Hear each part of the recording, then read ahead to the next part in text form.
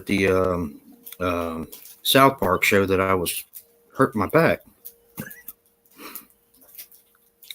All right, we are live. The Super Slash Brothers show with the Horror Man and Horrific Nightmares JM, because BroncoJuggalo is nowhere to be found right now. Technical difficulties. How's everybody doing in the chat? We have Sean Blue Digital, Death Central, Craig, ANDREWBALLINA. Wow, we had a lot of people in the chat. Andrew, you ready to join? I'm going to put the link in right now. Here you go, buddy. Hey, James, how you doing? I don't know how you guys always get the comments before I do.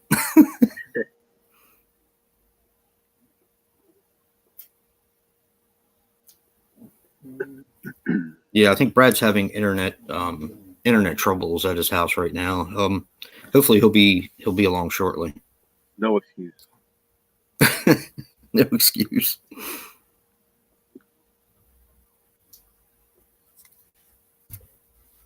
Look, I don't blame you, Sean. 2 minutes what it did. Oh, wow. See that? Super Slash Brothers thing? That's what I usually do. I usually click on it to, hey, I didn't do it tonight. My volume was down. How about that? Look at that.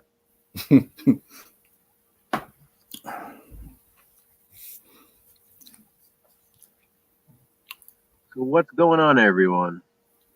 Another week is going by. Yes, it has. I'm fairly happy with my slasher. I know you are too, Joe. I am. And forgot to tell you while we were talking, I picked all the movies today for my top 20 for 2020.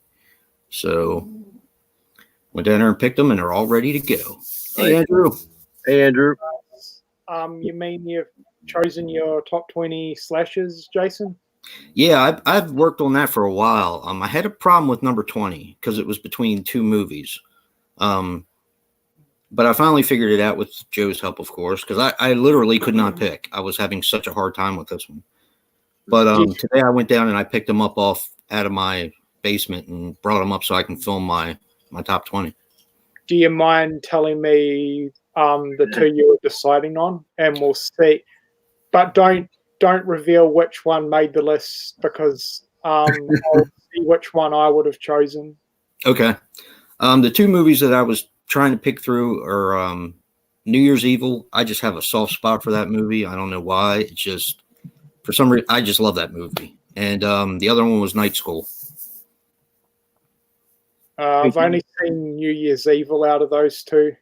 Oh, you will like Night School. You will like Night School. You got to see that one. Yeah, it's so different. In my opinion, it's different from your normal everyday slasher. Yeah, I'm about halfway through my list at the moment, so I'm trying to decide whether I'm going to put the franchises in or not, though. Yeah. I just did my straight top 20 80 slashers, and that's it. I mean, obviously, one from each franchise, like, follow the rules, but I didn't leave anything else out. Like, if it was in my top 20, that's what I picked. It kind of made it easy. I was kind of in the same boat, though. I got my first 19, and then that last movie was tough, because it was kind of like I have one spot left. Like, who's going to get that last spot? It's happened to me so many times, and that's why I always did like a top. I would put like a 3-way tie for number 20. I have trouble picking the last one. I don't want to leave anything off. That's why we made that rule. It just had to be 20. No honorable mentions. Yep. Hey, Cody. Hey, Big D. All right. I got to get out of here and get back in. Happy birthday, Big D. Let's see. There we go. For some reason, mine was stuck and it wasn't showing everybody's comments. But yeah, I'm looking forward to Big D. I might film my list this weekend, actually, and just have it scheduled to go. Yeah, I think I'm going to film mine maybe tomorrow. I put up my contest entry. I think, yeah, I did. And I need to film my contest entry for Cody for H&S. Mm-hmm. Okay, what's going on here? Joe, I wanted to ask you something quickly before the stream gets too underway. Yeah. You've seen a New Zealand horror movie called The Ugly, right? Yes. Yeah, I actually just found the VHS recently. Yeah, because I'm going to be getting a copy off Mark of Horror. Nice. You never saw it? I don't know. I did it for my second chance slashers last year for Slashback. Yeah. It's one of my all-time favorites, Andrew. Yeah, I can't remember if I rented it before or not though. It was, if I remember correctly, how old are you, Andrew? 37. Okay, so you were probably renting movies like that when they first came out in the rental store. I think it might have been a pretty popular rental because I remember renting it a few times before I actually bought it years later. I'm pretty sure I have seen it because I can remember that, and then there was another New Zealand film which I know you've seen, Joe, called Jack Be Nimble. Yes. I definitely remember that one. Yeah. Alexis Arquette. Yeah, I've heard of that. I've never seen it though. It's good. That's a good one. You can't get it on DVD though, I don't think. It is on DVD, but that was one of those DVDs that was released and almost went out of print immediately. That was one of the hardest DVDs for me to find. What, Jack Be Nimble? Yeah, I found it. Years ago when eBay used to have that like want list, you could like post a want ad, and if somebody had something for sale, they could respond. I could never find a copy on eBay, so I posted a want ad for it, and someone reached out and they had a copy. I've literally never seen another copy of that DVD anywhere. Huh. Hmm. You have to turn your volume down or else it'll cause echoes on here. What volume? I hear your phone. Yeah, Craig, it does. The Uglies in that Boogeyman documentary. Any volume will cause an echo. It's weird. Yeah, Jack, I have Jack Be Nimble on VHS as well.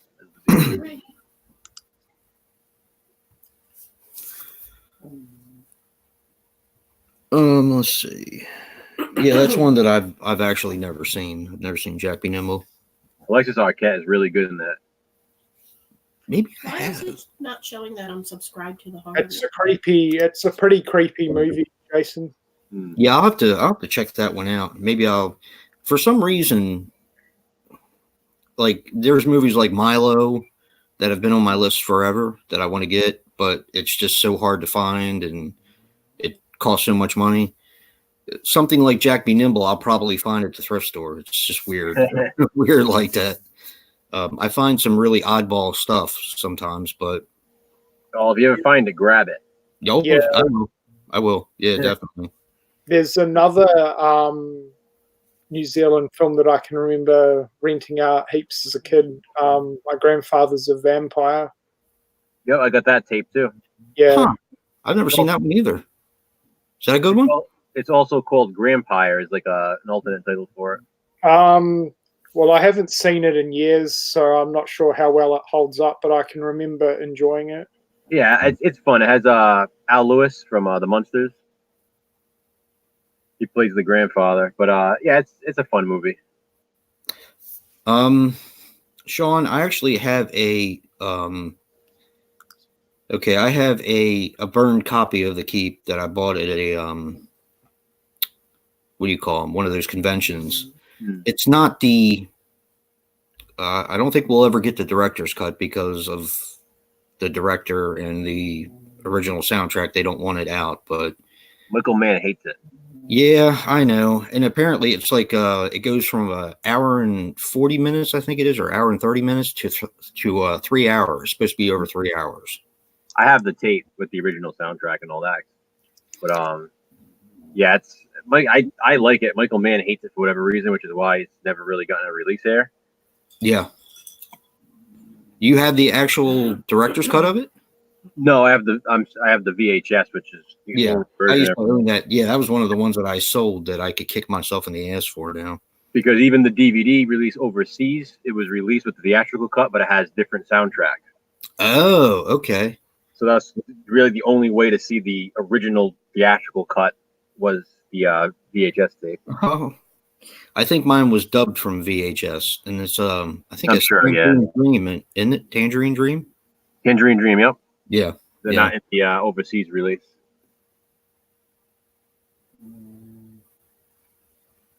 Yeah, that was one I wish that they would finally do the director's cut, and for some reason it's never going to happen. So, which really sucks. My chat. Yeah, Jack, me too. That's kind of why I love VHS so much. Finding VHS tapes that haven't been released, as you guys know. They're just so hard to find here. Every once in a while, I stumble on a few, but like the Goodwill that I go to every week, they have Lake Placid. They have one that I should have picked up the other day is probably not going to be there anymore. But give my regards to Broad Street with Paul McCartney. That's not one that you come across it very often, but I should have picked that one up. That reminds me, I totally forgot to tell you with everything going on this week. I found a tape actually that you'll be interested, because you've asked me about it before. Cardiac Arrest. You did. Oh Yeah. Wow! Huh? Have you watched it yet? No. I heard it wasn't very good, but it's just the cover. I know I saw it years ago, but I don't remember anything about it. Yeah. I remember renting it just because of that cover. Yeah, exactly. The cover is awesome. Awesome. Maybe But, if I do like another something to do with medical slashers or something, maybe I can do it for Slashback. Oh, Sean, the thing I was getting at with the Keep is if you look onto VHSPS.com, they have the Keep on there for $10. But it's a burned copy, but it's dubbed from a tape. So if you're interested. Yeah, there's a Australian DVD release of the Keep just came out. Really? Yeah. I'm not sure who released it though. Yeah, Craig asked me about that earlier, actually. Never seen the movie, and I've heard not so good things about it. So I always liked it because it was kind of like an artsy, supernatural period piece. It's really different. It is. It is. It's very different. It's hard to even describe it. Like, yeah, it is. Well, and apparently the reason for that is because the 3-hour cut explains everything, and they had to condense it to like an hour and a half, and that's been a big problem. Anything good, Cody? Ah, there he is. He's here.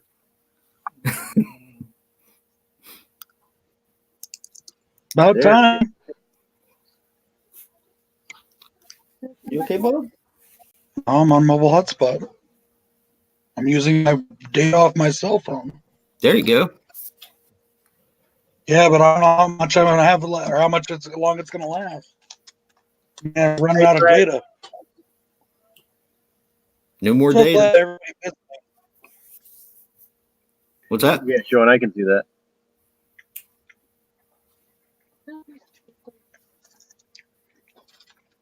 Yeah. Yeah, I love the villain in it. For some reason, even though he was a little underwhelming for me, I still like the villain.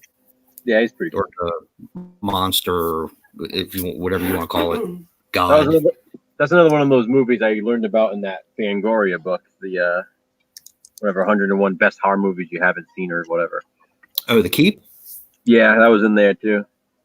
Actually, I read the book in high school. Really? And the same guy wrote The Tomb. Yes. And The Tomb had a release, but it's really bad. It's as Michelle Bauer. Yes, and I can't remember who the leading was. That Scott Glenn too? I think so. I have that tape too. Because he's in The Keep as well. Scott Glenn is. Yeah. But I went to get the book. I went to get the book of the Tomb, and I don't remember if I ever finished it or not. It was a long time ago, though. Actually, it's the Tomb. I think is Cameron Mitchell. Oh, okay. Is the main guy in that one, I think. And then Sybil Danning's in it, and John Carradine. Yeah. Yes. Yep. But yeah, Michelle Bauer probably. It's a bad movie. Yeah. Yeah, definitely not on the line with The Keep. Oh man, I'll have to look into The Keep then. Yeah, definitely. Let me know what it looks like, and Yeah, if I like the look of it, I'll probably grab it. yeah. Do you know what company's doing it, Andrew? No, I'm not sure. The Madman Entertainment. Okay, cool. That sounds familiar. Yeah, Are they they the ones that do the a lot of Godzilla? anime and horror releases over here. They released all the old Godzilla movies. That's the one you gave me the link to. Yeah. I was like, that really sounds familiar. Then if they released it, it should be a pretty decent release then. So. Oh, that's good. I'll show you What up, something, Charlie? Andrew. How you going, Brad? Can you guys hear me at all? Yeah. Yeah, you are breaking up a little bit. Oh, nice. Yeah. You probably saw it, but I watched Wayne's ranking of the shower. Yeah. Yeah. And my favorite is not exactly a great movie, but it's for sentimental reasons because it was the first movie I ever saw. So, of course, it's my favorite because I have a lot of memories attached to it. That's cool, Danny. When's the last Yeah, Jack. Blood Salvage is another one I have on VHS. Are you pissed? I wouldn't be surprised if Are you there's pissed? That Godzilla set. What's that, Andrew? How much did you pay for that Godzilla set? 112. Oh, okay, For yeah, what? it's 190 at the moment. Oh, what? Oddly enough, Corey from Need Gore told me that it was only going to be on sale for $112 through the month of January. So I was like, it's what I asked for Christmas, and everybody bought me gift cards. So that's what I got. Okay. I wanted to make sure that's what I ordered. I ordered it before it went up.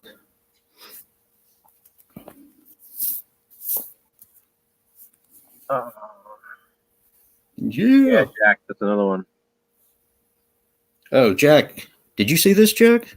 You probably already have it, though. Judgment Day. You talking about the one with Emilio Estevez, or is that Judgment Night? That's Judgment Night. What's Judgment Day? Judgment Day is like the satanic kind of movie. It's actually spelled wrong. They spell it like Judge and then MENT. Huh. That's weird because I saw something like that in Goodwill the other day. I don't even think I looked at it. Huh. It has Cesar Romero in it. The dog trainer? What? The dog trainer? Cesar Romero? Like the Joker, Cesar Romero. Oh, okay. Okay. Wait, who am I thinking of? The dog trainer. The Cesar Millan then? Oh, yeah. Okay. I was like, the dog trainer? Good old Cesar Romero. Still my favorite Joker, by far. Oh, I'm around a mom's house, and I told her, yeah, I do. I think the disintegrated relationship you do move out. And Marty's like, no, damn it. And That's that's 60s so Joker. much. Hey, all later. And all this stuff, and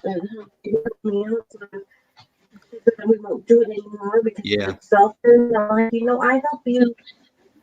Ben's a huge Godzilla fan. What you say to When you that? were married to John times. So have I. You haven't responded yet. Out again. Hers or ours? All right, Kevin. Yeah, I really liked the Rejuvenator. I thought it was She's one fun. of the most selfishest persons I have ever met in my life. She's selfish. That's what I might do. That's what I might do, Joe. I might do one that. And I think the only reason she gossips and makes fun of other people because she's jealous of other people. Is that Danny? Yeah, How's she doing? it's fine. Good. So, everybody in the chat, Big Lots. I don't know if you have any by you, but they've been having these Universal Monsters Blu-rays with the glow in the dark slipcovers. I picked up, of course, The Invisible Man and Bride of Frankenstein and The Mummy. But I'm looking for the rest of them. But if you guys have a Best Buy by you and you want these, you might want to check around. Ooh, they did. Refilled their movies. I'll have to check that out. Thanks, Ben, for the heads up.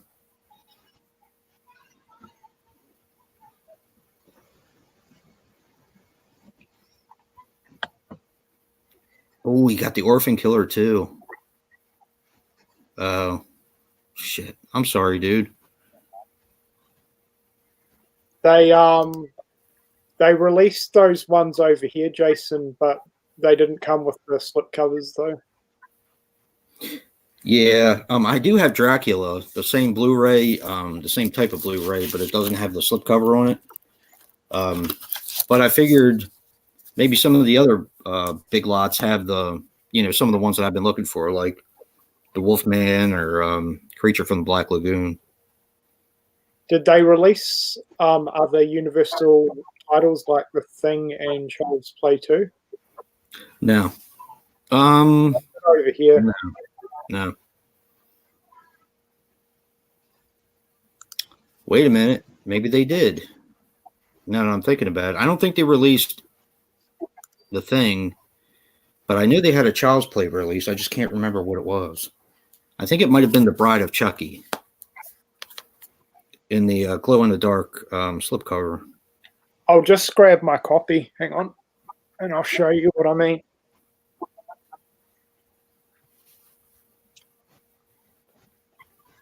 What's up, Brad? You still there? Yep. You all right, bro? It's just kind of a shitty night. I'm sorry, dude.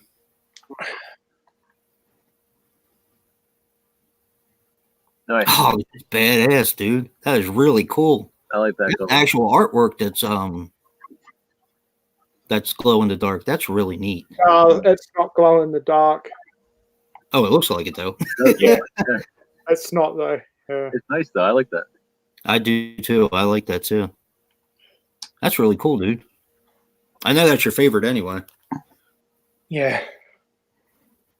I still have to get one of those box sets for Child's Play eventually.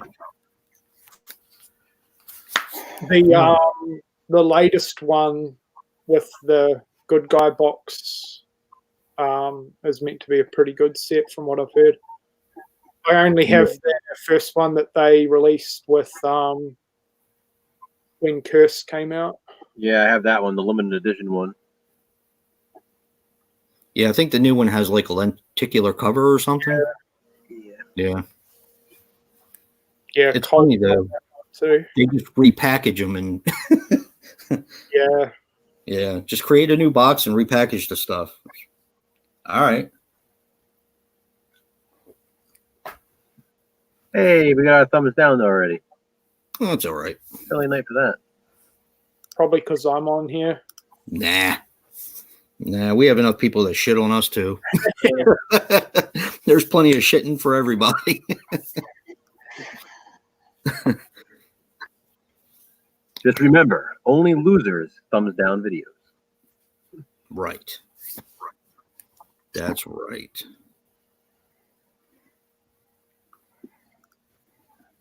Andrew's favorite is Return of the Living Dead.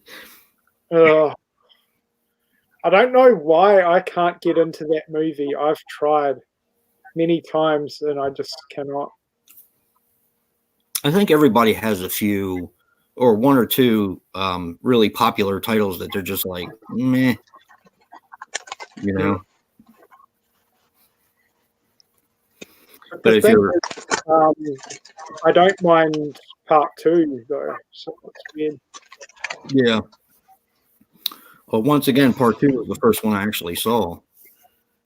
For some reason, I did that with a lot of series.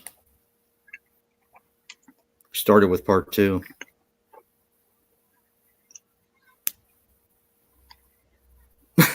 Check. Especially Halloween. I started Halloween with part 2 as well. Oh, really? Yeah.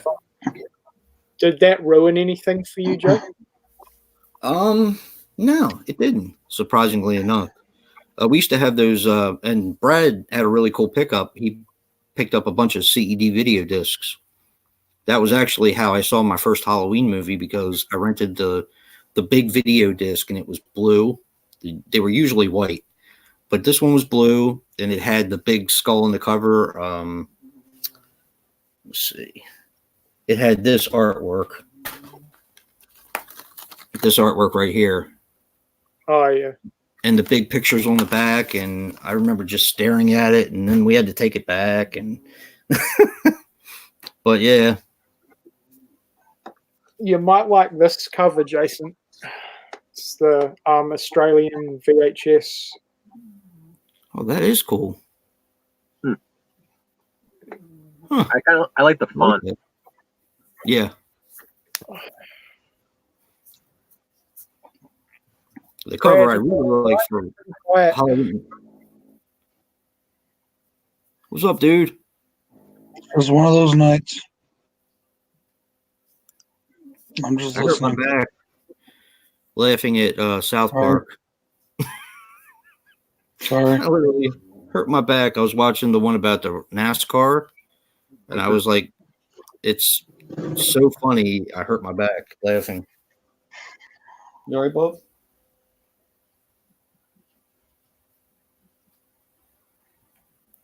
Somebody was snoring and woke himself up.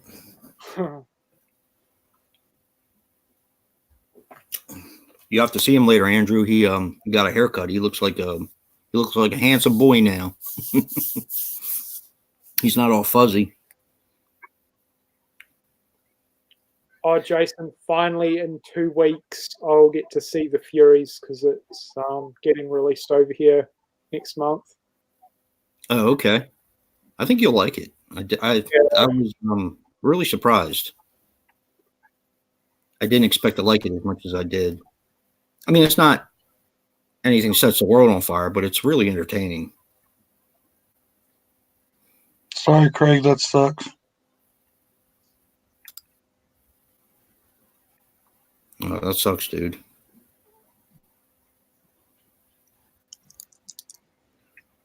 Yeah, Hope everything gets better, bro.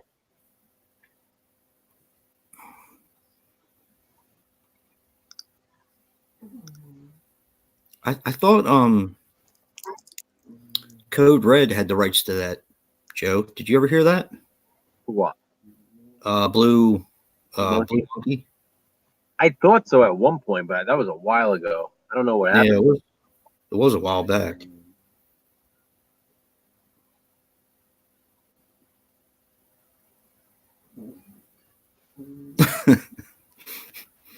Sounds good, man.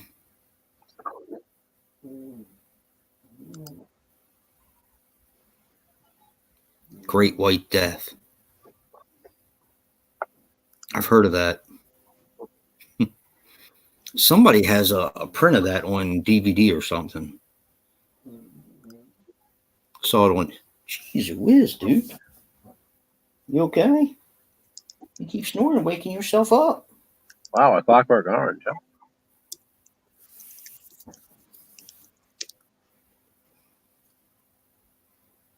Really? Wow. I love that movie. Yes, me too. Me too. I've seen it. My wife hates it. She hates that movie with a passion. Really? She does. It seems like one of those movies, though. I feel like people either love it or hate it. It's very divisive. I think she hates it because of the violence and the just. I mean, there's a lot of mean-spirited stuff in that movie. Yeah. And I think that's why she really hates it. I have when I met Malcolm McDowell, that's what I had him sign. It's a picture from that scene. Which one? The Pinocchio thing? Yeah. Nice. It's so I literally have it censored in my house. I had to put pieces of paper over the girl. I have it hanging in the living room. But he's wearing it's like that scene where he's wearing the mask and he's like down on all fours, like looking right at the screen. and then she's Yep. in the background being held by the other guy. Pretty well, my pretty well. So when I Yep. met him, he signed the picture. He's like, "Oh, he's like, this is a great choice." He's like, "She was a natural redhead, you know." And we all saw it too. He wrote that actually. He wrote "Video Well" on the thing, and then he signed it. Pretty well. Yeah, you got to see that, Andrew. That needs to be your next mission. And I love how he started singing. He started singing "Singing in the Rain" wasn't even in the script. He just started singing it. Oh, really? They had to get right really? after the fact. Yeah. Yeah, I don't think of the musical. I think of him whenever I hear that song. Exactly. Yeah, it does have a profound effect. There's Yeah, no doubt Cooper, about Cooper that. gave him some time to just come up with something, and he just started singing it. And Kubrick loved it, so he left it in. And then they had to get the rights. Hmm. And it's so Yeah, iconic now, you know. Yeah, that movie's iconic, and plus Andrew being a Star Wars fan, Dave Prowse is in it. Yeah. So yeah, that's another one time. Oh, that's a movie that whenever it's on, like if it's on cable or on television or something, I can't stop watching it. Oh, I know. I sit down and watch it, and I can't stop.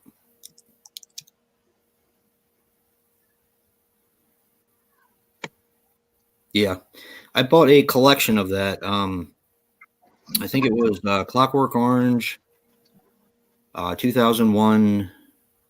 Oh man, what was the name of that other flick?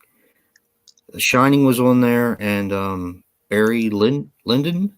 Yeah, Barry Lyndon. Yeah, that's on there too. I haven't seen that, but I've seen all the rest. And then I found it on Blu-ray, and I was like, "It's $5. I'm not going to leave it there for $5. You know, I have to have it in my collection. I already have it in 2 other collections, but That was actually one of the first Blu-rays I ever got was Clockwork Orange. really, Yeah, like because I had gotten like a Blu-ray player and Blu-rays. It was for Christmas one year, yeah, and that was one of the Blu-rays that my mother had actually gotten for me because that was always one of my favorites.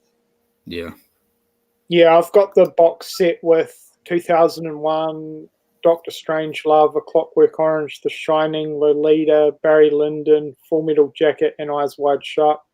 Oh, And that's an amazing box set. The only 2 movies I've seen is The Shining and 2001. So, yeah. Wow. Oh, so you have it and you haven't watched it? Yeah. That's good. That's enough incentive to pop it in the old DVD player, Blu-ray player, and give it a whirl. Hey, Rick. I think you will like it. It's I consider it a horror movie. I don't know if everyone does, but I do. Oh, it definitely is. I mean, there's nothing. What else can you consider that? Well, yeah, yeah, I guess. I mean, it's not a drama. It's not. Well, science. it's everything. It's Yeah, everything. it is. You know. But I'm saying if you have to like, I mean, it's definitely a horror movie for a lot of people. I would say. Yeah. And I know Rick's in the chat now. I would definitely call that an extreme horror movie. Definitely for its time. Yeah. Maybe not now, but definitely for its time. Oh, definitely back then. Yeah. Yeah. I mean, That even the book was controversial. See, I've never read the book. Yeah. You've read the book? Yeah. Is it a pretty straightforward adaptation? I mean, of course, the book has more, but it's pretty. Yeah. Okay. It's close to this. Because I mean, we all know what happened with Stephen King and Kubrick. So. Yeah. But The Shining's a masterpiece. I mean, it is. It just is what it is.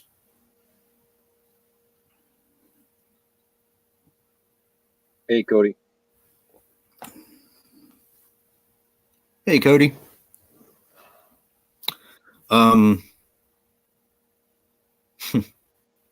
First time I saw the trailer for The Shining, I was with my father. He used to play fast pitch softball, and I was a bat boy. And of course, they played for a bar, so you know, you go on tournaments and stuff like that. And I was with the softball team, and the 1980 and the the ad came on the television, and they hardly showed anything, but I was petrified. I think it was because of all the noises and the unsettling sounds in the trailer, but it just it was horrible. But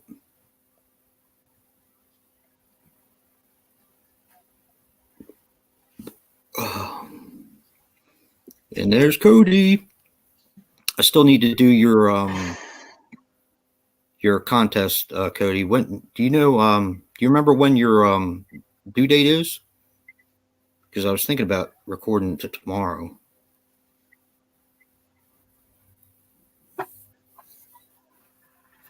The Viz asked a question in the chat. What is everyone's top 3 horror movies of 2019? Mine's Haunt, Banana Splits, and Us. Us has to be up there for me, along with 3 from Hell. And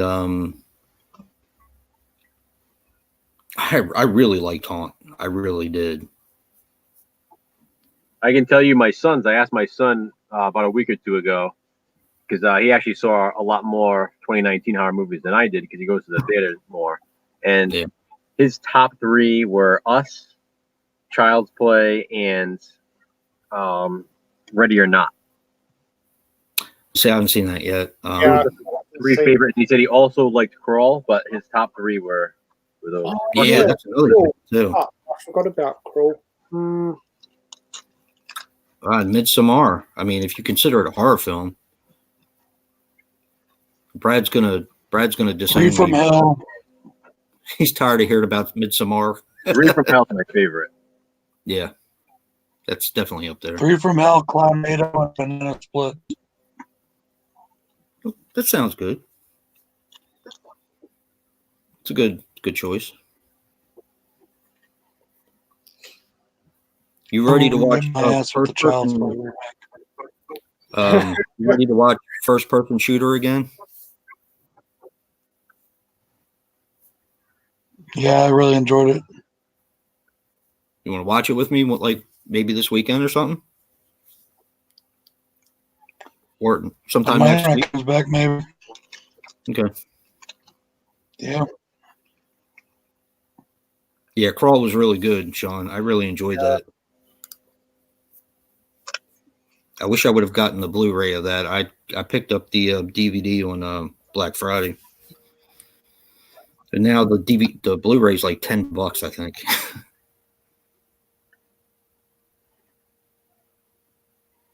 I didn't see Crawl.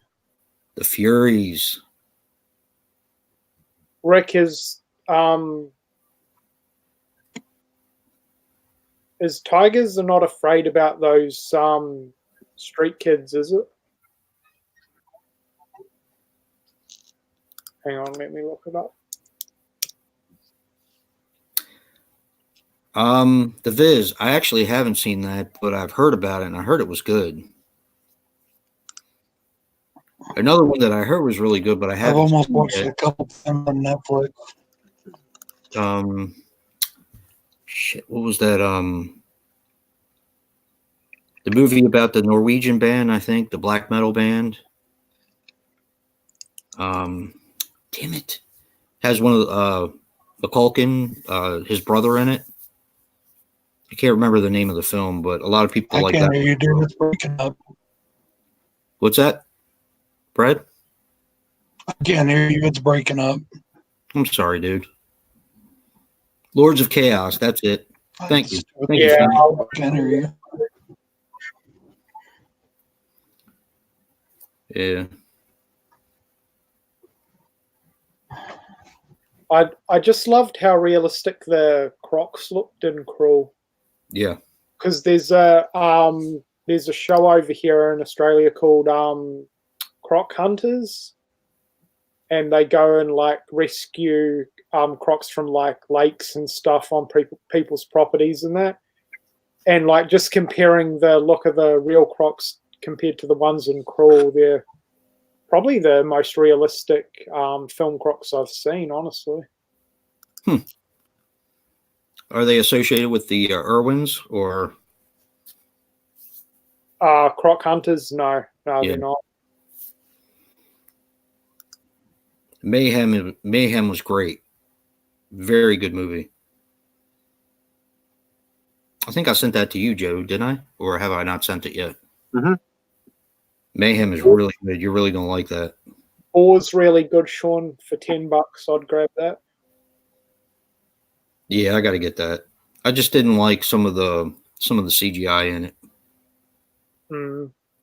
But that guy, if somebody doesn't do another Charlie's Farm or cast him as some other Nathan Lane, I think that's his name. If they don't Nathan, cast him as Jones. Nathan, okay. If they don't cast him as some other bad guy, they're really missing out on a great opportunity because that guy's freaking huge. He was in See No Evil, right? No, that was Kane. Really? Yeah, he was a Mhm. wrestler. Kane, He still is a wrestler. is he? Yeah, he's just a mayor now too. He's a mayor now too. Yeah. They should do a Charlie versus Victor. Yeah. I think Charlie probably kill him. I mean, he's just so big. Yeah, I mean, they need to turn that into a franchise. It's like yeah, they do. it is a golden opportunity for a person who you can pretty much go with straightforward slashers on this one. And, you could probably get at least 4 or 5 movies out of it, I'm sure. I know. Right now, I feel like it's one of those like modern day Madman or The Burning, where it's like this really good slasher film, but they're not making any sequels. And it's Right. It's like this is franchise material. Exactly. And he said he was going to. Or Behind the Mask, same thing. Like, where the hell's the sequel for that? Yeah, that pisses me off. Although, where I can see like 4 or 5 movies for Charlie's Farm, Behind the Mask, I mean, the found footage and the whole documentary aspect is going to get kind of old after a while. But then again, I'm sure you could change it up. You know what I mean? Yeah, I don't even think necessarily need to go that way. He was just so charming as himself before he put on the mask. And I think if you don't show that part of him, I think you're going to lose some of it in. But what I think they have is the opportunity to do almost like a reverse thing where instead of showing us like the final girl and like them, like we're relating to him. So he becomes the main character. We see his everyday life. We see him stalking the victims like we did in the found footage version. We see what he goes through, and then we see him killing the victims, slasher style. So, there's not a lot of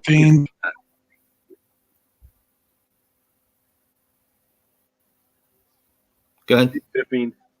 Hi, Fiend.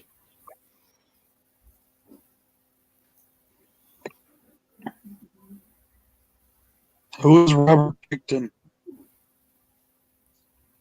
Who's what? Who is Robert Picton? I don't know.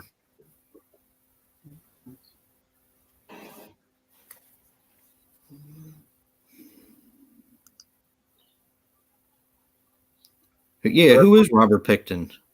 I don't know. That's not Robert the Doll, is it? I wouldn't think Robert would have a last name. I mean, we've gotten 4 or 5 Robert movies already, but we don't have another Charlie's Farm. That's what I don't understand. I mean, don't get me wrong. I like the Robert films, what I've seen, but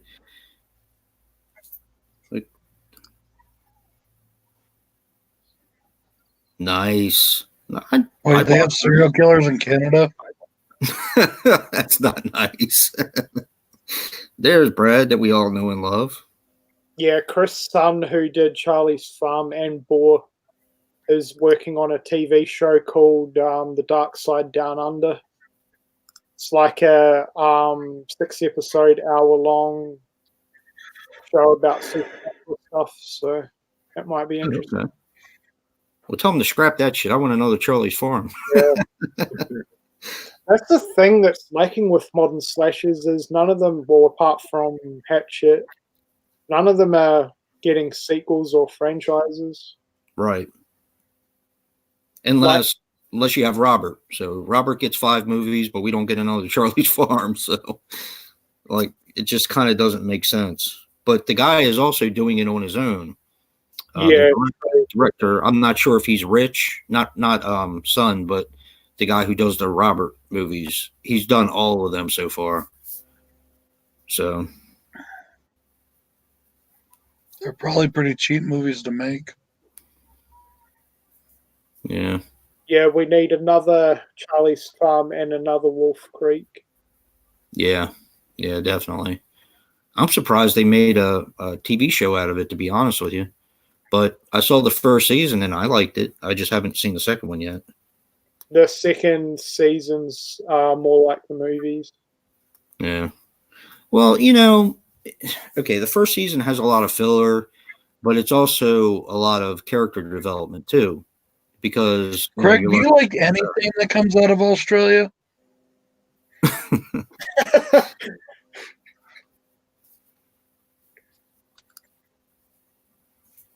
Who are you? Fuck, Talking Craig, to? out of my stream.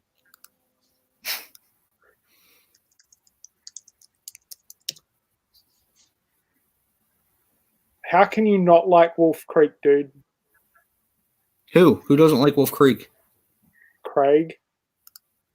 Really? What the fuck? Sometimes I think Greg just likes to say things suck. Yeah, Wolf Creek is pretty awesome. And even the first season, even though it was kind of had a lot of filler to it, I still enjoyed it. Jason, I think you'd like Killing Ground. I need to see that. I haven't seen that yet. There's that's on Scream Factory. Yeah, Scream Factory has that. I'll have to pick that up. Good. I bought it all nighter and I can't stand those movies, but it was a Scream Factory for $5, so why the fuck not? Which one? Oh, Jeepers right.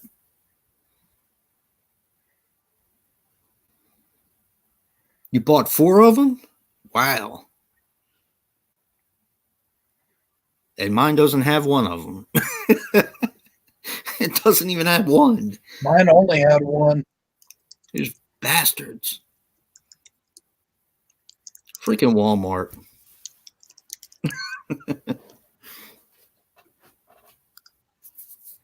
You could probably go on Walmart.com and get it, Jay. Yeah, you're probably right. Brad and Jason, have you guys seen Hounds of Love and Snowtown? I have Snowtown, thanks to Brad. And I've seen it before. I really liked it. I learned about that through you as well, because I think we were talking one time and you had said something about they were real serial killers or something like that. Yeah. And Hounds of Love, I haven't picked up a copy yet, but I probably will at some point in time, because I think I've liked everything you've suggested. I think I can't remember one that I haven't liked. Oh, So that far. reminds me. If I don't like the Horror Network, you're in trouble, Jason. Well, I would be in trouble. Nick would be in big trouble, because that's one of his favorites.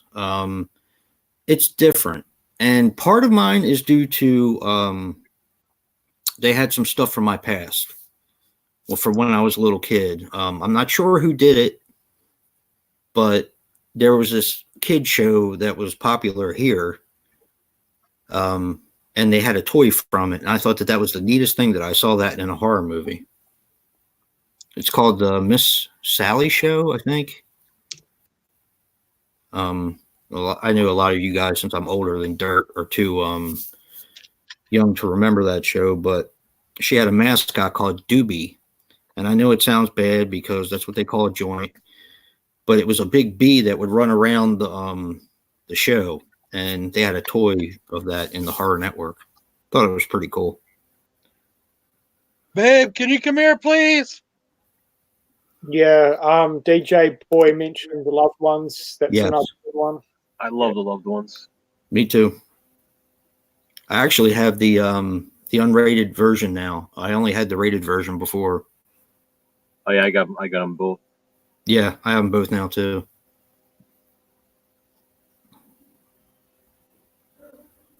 Okay. Sean gave Hounds of Love a big old thumbs up. That's cool. Check out the cover of Nice. There's something about her that I like. I don't Me know too. what it is. Maybe it's because she's crazy. I don't know, but She has like she this, was on one of the shows that I used to watch called Hell on Wheels. she's perfect because she has like this cute, innocent look to her, but then she's like sadistic. I find her to be very attractive. Yeah, and I don't know what it is either. I have passed up on that movie twice, Andrew. Romper Stomper. it's good. I need to, yeah. It's a hard watch, but it's good. Yeah, I've passed up on it twice now. But yeah, the girl from The Loved Ones was in Hell on Wheels, and she played a hooker, a prostitute, whatever you want to call it. It's not horror, but if you guys are Heath Ledger fans, I'd recommend Two Hands. It's a really good Australian movie. Oh, you lost me, Andrew. You don't You like lost me on that one. You don't like it, Jason? I hated it. I absolutely hated it. Yep, I got it as part of I think it was a Mill Creek 4-pack. I think it was, and I saw Heath Ledger was on it. I actually bought it for Joseph Gordon-Levitt and John Hurd. No, not John Hurd. Jeffrey Daniels was in a movie. He had a brain injury, and Jeff Daniels was a blind guy, and they lived together. Can't remember the name of it now. The Lookout, that's what it was called. But I bought it for that, and it had Two Hands on it, and I watched it, and I hated it. It was like really hard for me to get through it. It's very Australian, so I don't know if that had anything to do with that. But Yeah, I thought he was really, really. He was a very talented actor. mm-hmm. A shame he pissed it away.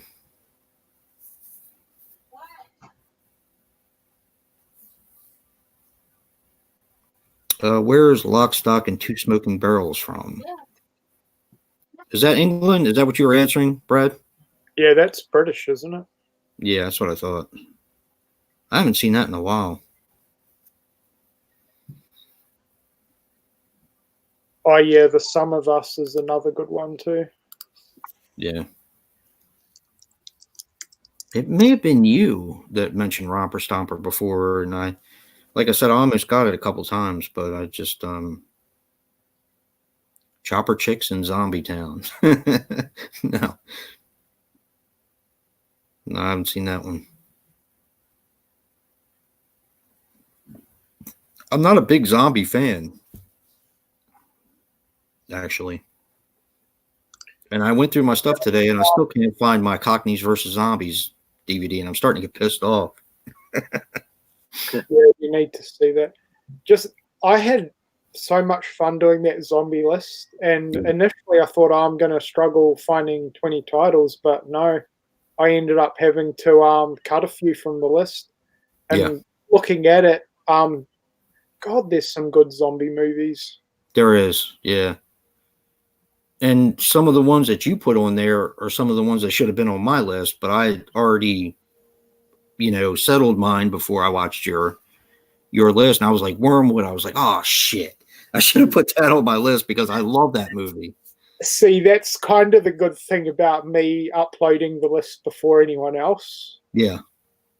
Well, no, because it also puts it back on my radar, and it like makes me want to watch it again because I liked it so much. So I'm really looking forward to this 80s slasher one, though. yeah, me too. Jason, there's one, I'm not going to mention it, but there's one slasher movie that I'm expecting to see on two that I'm expecting to see on your list. And I know exactly which ones they are. I'm not going to say it either, but they'll be on there. They'll definitely be on there. And one I actually didn't put on my list before because I considered it more a character study than a slasher movie. And I've been I still consider it a character study, but I now consider it a slasher movie as well. If that rings any bells. Oh. It's one of my favorite movies of all time.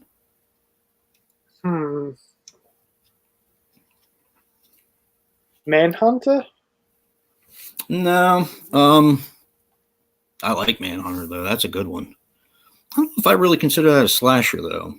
I mean, yeah, I mean, again, Manhunter I do because I consider the Silence of the Lambs to be one in a way, so it's yeah. the same way that is, you know. The only other one that I can think of is The Stepfather. Ooh, that was close. It was close. No, it's actually I'll just say what it is because I've gotten into conversations about this before with people. It's Maniac. Oh yeah. Yeah, and I left it off my first list, and I've regretted it ever since. Really? You didn't think it was a slasher? I just consider This it more. fucking internet thing is really starting to piss me the fuck off. What happened? The This internet? internet shit is starting to piss me off. Uh-oh. Rum and Coke. What's wrong with it, Brad? The Wi-Fi in our whole area is down, so I'm trying to use mobile hotspot on my phone just to connect to this stream. Yeah, it And sucks. it keeps going out on me.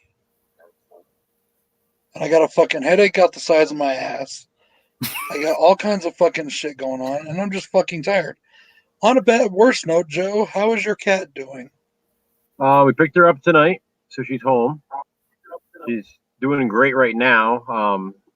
Hopefully the pills continue to work. She's going to be on a pill a day for the rest of her life at this point, but hopefully that controls it. And I don't know. I mean, I'm ecstatic that she's home. She was in such a good mood, but I'm still part of me still nervous that it's going to happen again.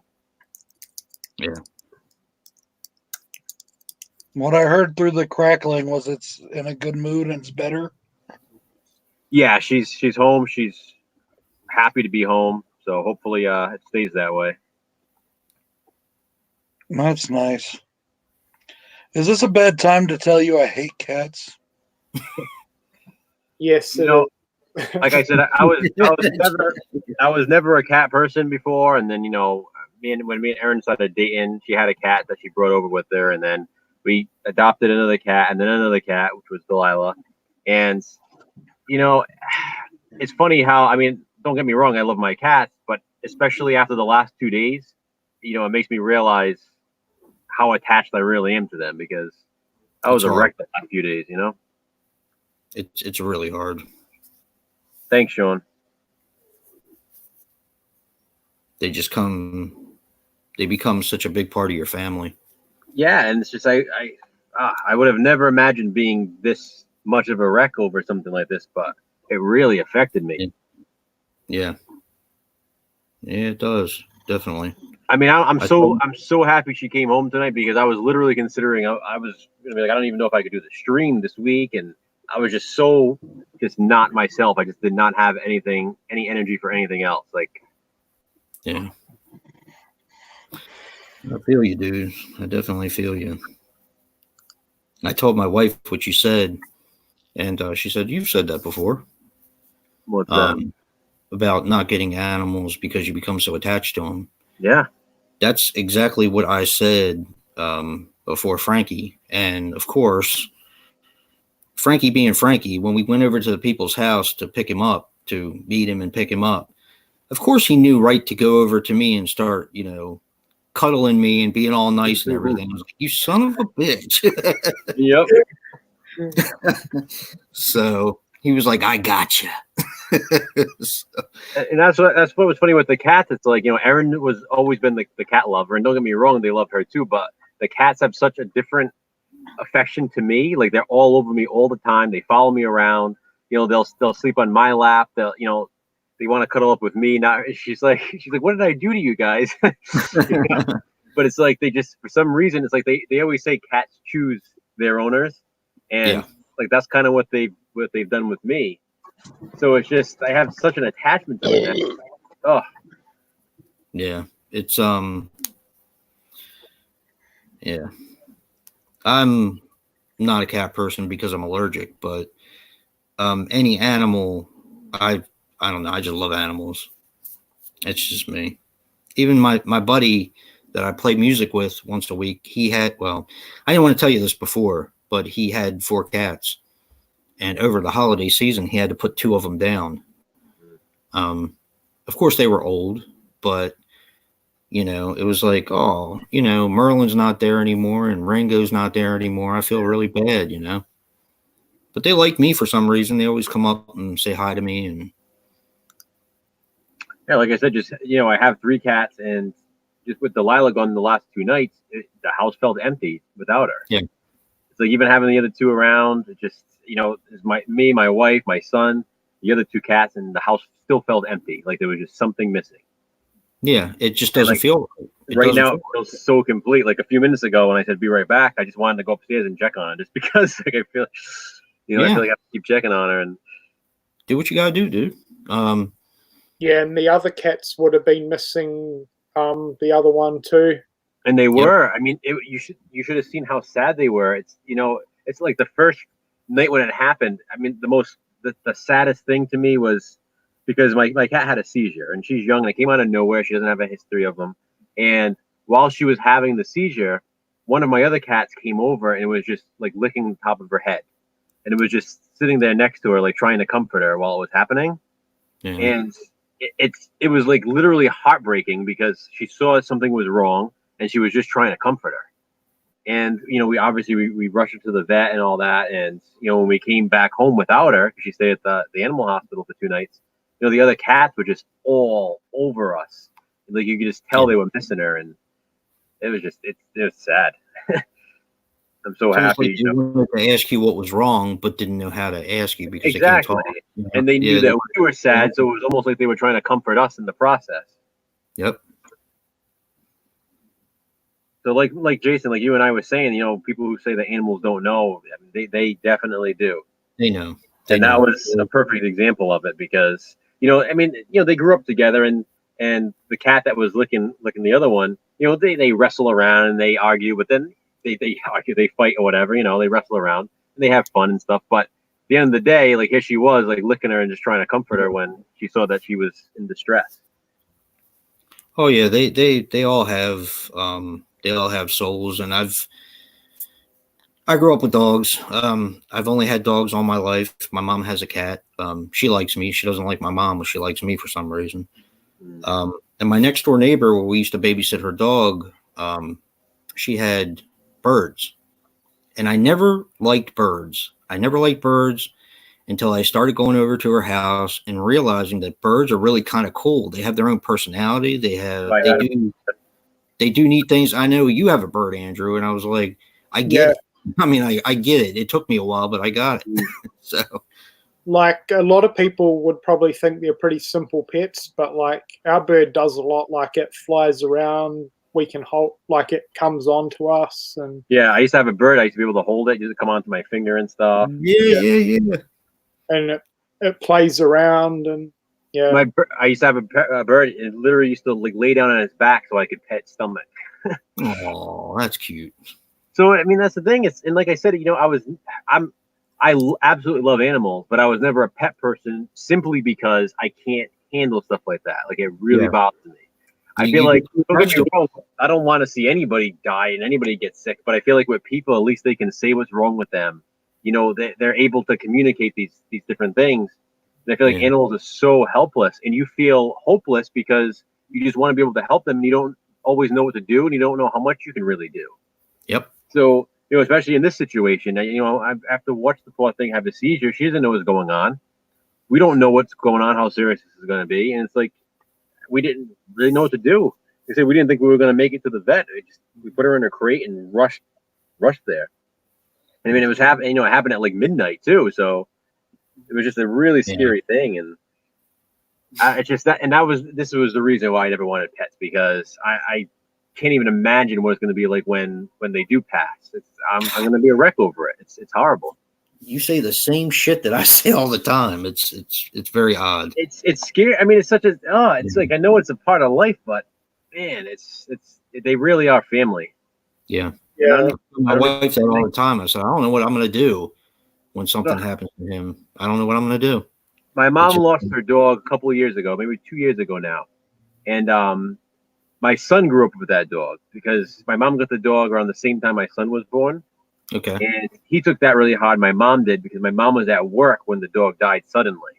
Oh. And my brother and my stepdad were home when it happened. And my stepdad literally gave it was a dachshund, this little dachshund. My stepdad literally gave the dog mouth to mouth and brought it back to life with CPR. But then it ended up passing again. And my poor mom was at work when all this happened. And, it's not even like she got to say goodbye. And it was like her dog. And, she was the one closest with it. And it was terrible. We buried the dog in my backyard. Yeah. And it was just, we're outside of my backyard at 3:00 in the morning because it happened at night. And we were digging for hours because we had to dig a hole deep enough. And we buried her in this giant wooden box we had, and we have a little stone out there and stuff for her. But it was sad. I mean, it took a long time for my mom to get over it. And my brother, to this day, he said it was the worst day of his life when he saw it happen because he was right there and there was nothing he could do. Yeah. Yeah. It's funny we talk about horror every week, and this is like the most morbid conversation we've had. Yeah, it is. It's a downer, and that is the one thing I don't like about horror movies. If I could pick, I mean, they're like comfort food to me. Like we've always talked about. I find them like a warm blanket. It's just something that's very, I don't know. It comforts me to put on a horror movie and kind of sit back and watch it. Me too. Yeah. But when they start killing animals in it, and it does happen a lot, that bothers me. And I know it's only make believe, but it still bothers me. It's just hard. That's the thing with me too, Jason. Kill a human and I'm fine with I could give a shit less. Yeah. Because I remember, I don't know if you've seen Stitches or not, but there was a cat killing in that, and I just couldn't handle it. Yep. Yeah. It's like when people say, John Wick, they're like, oh, wow, he does this all over a dog. It's like, good for him. Like, you can't blame the guy. Exactly. That was tough. That's a great that movie. But that was tough for me to watch. Yeah, you see that and you're like, good for him. Like, all these fucking assholes deserve to die. I wanted to go kill him. You know what I mean? I was like, let me get out there and get him. Yeah, it's tough, but you can kill all kinds of people. I don't care. It doesn't bother me. You can even kill kids now, and it doesn't bother me. You kill a dog, and it's like, oh man, did you have to do that? I know. Yeah, I think something's fundamentally wrong with all of us. I think. So. I think the thing, well, for me though, is a lot of the animal killing seems so unnecessary, and they're just put in there. And I think that's one of the reasons why. But we're so used to like slasher movies, obviously, and stuff like that. Yeah. Yeah. I mean, my favorite movie of all time, Kills a Dog. I mean, it's still my favorite movie of all time. Yeah. But, even though the dog was kind of a dick, but, still, it's just how it is, I guess. But yeah, I've always thought that there was something wrong with me because you can kill hundreds of people in horror movies, but if you kill one animal, I'm like, I've actually said to my wife before, if they kill that dog, I'm not watching the rest of this movie. So. My wife is like that too. She doesn't like watching movies with animals dying. Yeah, it's just, and it's all make believe. My wife always tells me it's only make believe, and I feel like a little kid. I'm like, I know it's only make believe. I just don't like it. But nah, it is what it is. But it's like now with all this too, and now I feel like I'm going to be even more like that in a movie. It just really hit home. I still will not watch A Dog's Purpose because I will be on the floor bawling my eyes out. I won't watch movies like that because, Old Yeller, right at the heartstrings. I mean, I can't get through that movie now. The friggin' Jurassic Bark episode of Futurama. You ever see that? Nah. Mm-mm. So in the show Futurama, the main character, there's an episode when it shows back before he got, shipped into the future, and he had this dog, and he leaves the dog outside the store where he goes in and he gets sent into the future, and he never comes back out because he gets sent in time travel. So every day the dog just sits out there waiting for him, waiting for him. And as the episode goes on, it shows like the seasons pass and the dog's still out there. The seasons pass, and then at the end of the episode, the dog's dead because he just waited his entire life for his owner to come back out, and they never came. That's crushing. It's like the movie Hachi. Have you ever seen that? Yes. Mm-hmm. That was based on a true story. It was actually filmed in my home state with Richard Gere, and the dog that Richard Gere dies while he's at work, and the dog used to meet him off the train every day, and every day the dog goes back waiting for him to come, and he never comes back, obviously, because he died. And the dog goes every single day waiting for him, and poor thing just waits forever. Yeah. We have a statue of him, actually. Cody said that dog's purpose made him ball. Marley and Me was the roughest one for me. I have it. I won't watch it again. I can't. Can't do it. Cannot do it. Over in America, do a lot of people leave their dogs outside supermarkets? No. In America, we're fucking stupid. Okay. And in the summertime, people go places with their dogs and they leave them in the car with their windows up. I've been tempted to bust windows. I have called the cops. That is something that I cannot take, and I won't deal with. If I have to pay for a window, I have to pay for a window. But especially of course, it's mostly in the summertime. Somebody goes to a grocery store and they leave the dog. Oh, I'll be in there 15, 20 minutes. Well, the inside of a car, of course, gets to be 180 some, 200 degrees. Probably more than that. Yeah. And the dogs, they die. So we have stupid people in America. See, I just couldn't do that. I could not leave a dog on a leash, on a pole outside a shop because I'd be too scared someone would take it. Right. Yeah, exactly. Like, how fucking heartbroken would you be if you came back out and it was gone? Like, yeah. And there were people, well, like I said, America, we're assholes and we're all stupid. And we have people that go around kidnapping breeds of dogs and resell them because they're expensive.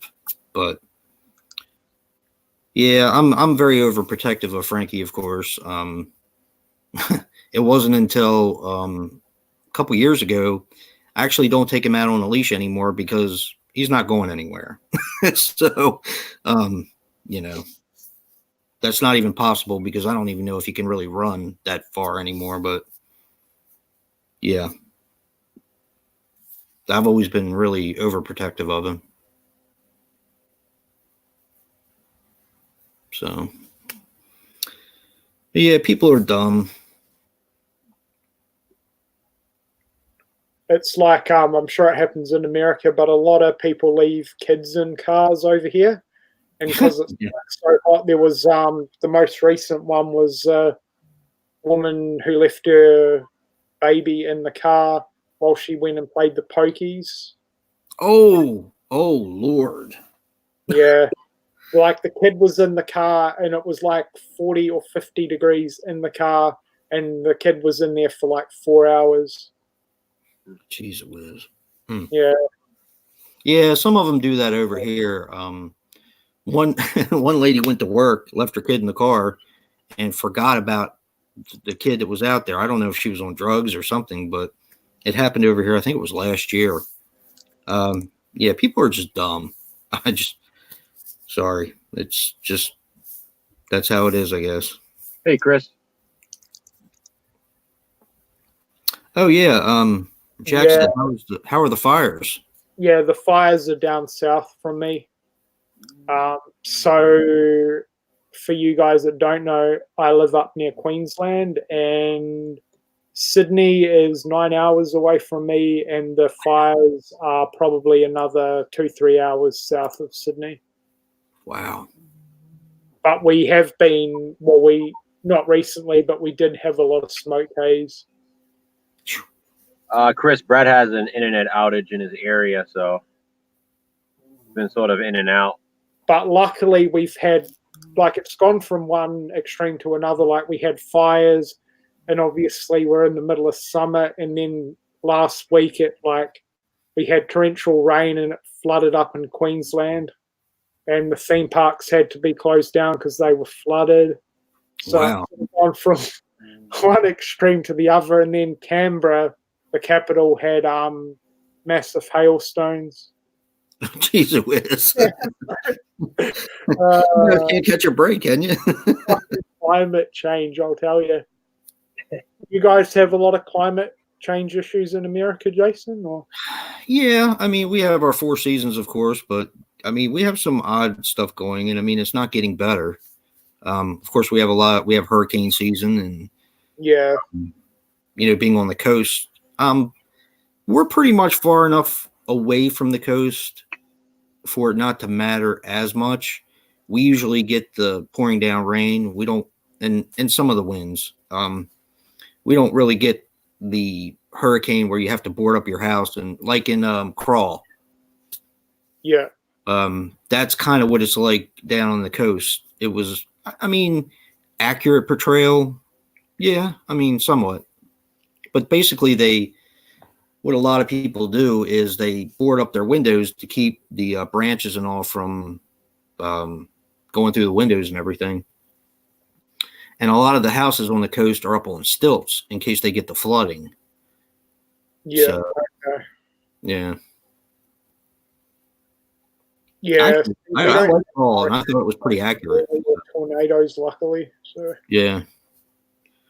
The tornadoes, we don't get them that often here. We don't get earthquakes that often. Yeah, we don't either. yeah, neither. Most of what we get are hurricanes or like a tropical storm every once in a while.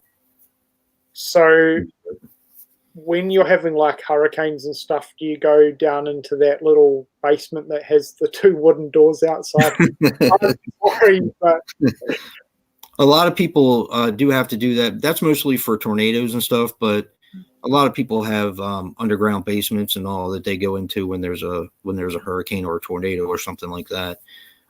Here it's not bad. We'll get rain. That's all we'll get, and maybe a little bit of wind. Rain and wind, yeah. Yeah, it's not. We're far enough away from the coast that if it hits inland, the more it hits inland, the more it disperses. So okay. Yeah, because we don't have basements in Australia. yeah, they don't have basements in Florida either, I was told. But I'm in my basement right now. I wish we did have a basement because then I'd set it up as a movie room. yeah, I thought about doing that downstairs, and yeah, See you, Rick. Yeah, I Didn't have my work out too DVDs. well. I have my DVDs and Blu-rays in my basement. That's where I am right now. Joe, do you still have that room set up like a video store? It's not like it was. It's kind of a mess now because I moved some shelves and stuff like that. But I still have them in the same room. Yeah. Hey, Danny. Yeah, you're probably in constant flux because you're always adding stuff to your collection. Yeah, and I used to have to keep up with it, and then I just stopped at one point, and then it never caught up again. So One of these days, I'm going to get that room up there done. And Andrew's been asking me, I think, since I started YouTube, when he's going to be able to see my room. It's going to get there. It is going to get there. I have a lot of work to do. They're probably my favorite type of video to watch, actually. Shelf by shelf, me too. I love seeing people set up. Yeah, me too. I Yeah, love I've going, done I one. love going back to sometimes in my old videos to see how I used to have it set up because it's so different now. So like I see some of my old videos, and I'm like, wow, like I remember when the room was like this, and it's so different. Yeah. Like I'm glad I filmed it because it's kind of cool to go back and see what it was like.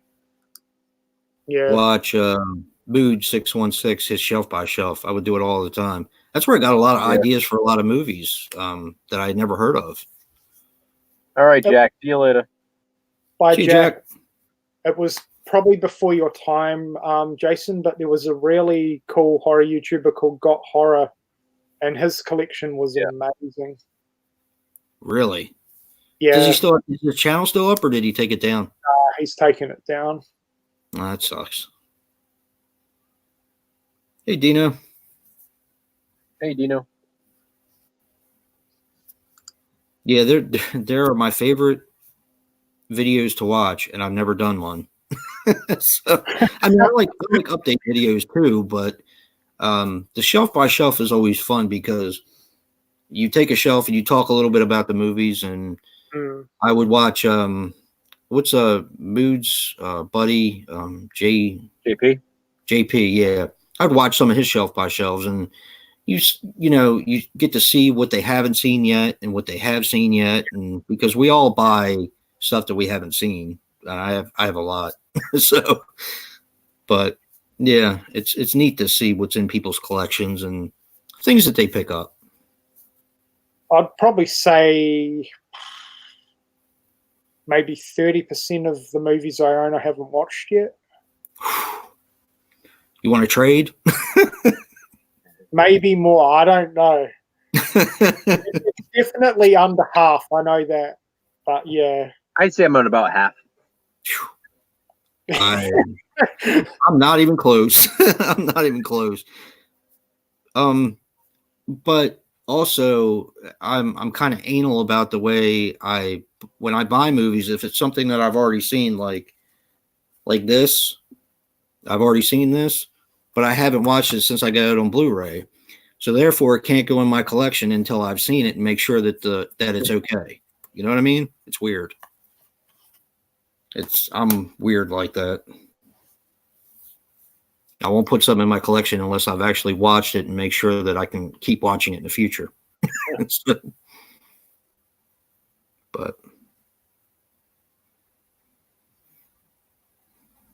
you should do a shelf by shelf, Danny. I'd love to see that.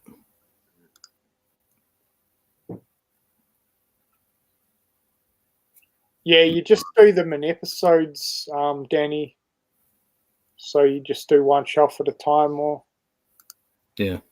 Yeah, I remember years ago I did that. I did like a shelf by shelf of my collection, and I don't even think I ever finished. But I did that. I had also done like my anchor bait collection in like parts.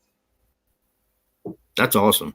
Yeah, I'm gonna be starting to do that. I want to do an Umbrella Entertainment collection. Do some label collections. I like watching those too. I don't know. See, this is the thing. Of course, before I have the room done, I'm starting to visualize how I'm going to set things up. I don't know whether to separate like my Scream Factories from my regular DVDs. I do. I think you do? I have all my Scream Factories together. I don't know. I think it might have. Yeah. I've got all my Arrow movies together, all my Umbrella Entertainment movies together, all my slashers together, and then the rest are just alphabetical. Yeah, I do mine usually alphabetical too. That's what I used to. Mine used to be all alphabetical no matter what, and then I just found like a shelf that was like a perfect fit for my Scream Factory collection. So I used those two shelves, and they just look so good together with all the collector's editions with like the slipcases, and then all the the regular editions. They just look so good together. I just couldn't not put them together. When I was pulling my go ahead, Andrew. I really like the idea of having franchise collections on shelves together. Oh yeah. But I don't have enough room to do that for everything, unfortunately. Yeah. I was picking my movies today for my top 20, and I ripped my Nightbreed slipcover. Oh no! I was pissed. I was so mad. I was like, "Damn it!" Shit! How did Nightbreed even get in the way? It's a 90s movie. Yeah, I ripped it, and I was like, "Son of a bitch!"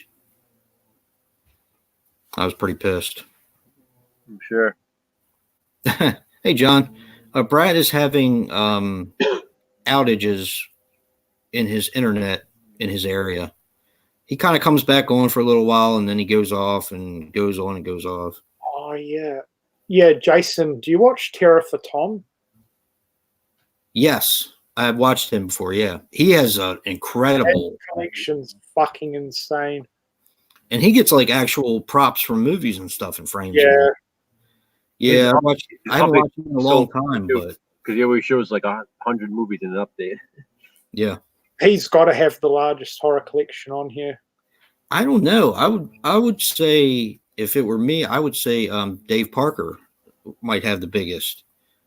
I mean, he does a video once a week. He's probably up there too. And he probably does like at least 50 or 60, maybe 70 movies in his updates. Hey, Hobbs. He's another one. Hey, Hobbs. He's another one I haven't really watched in a while. Yeah, same. The Wilsonian Movie Museum Channel. No, Yeah, well, he lives in Australia actually. oh, that's cool. Yeah, his I'll have to check him out. are huge.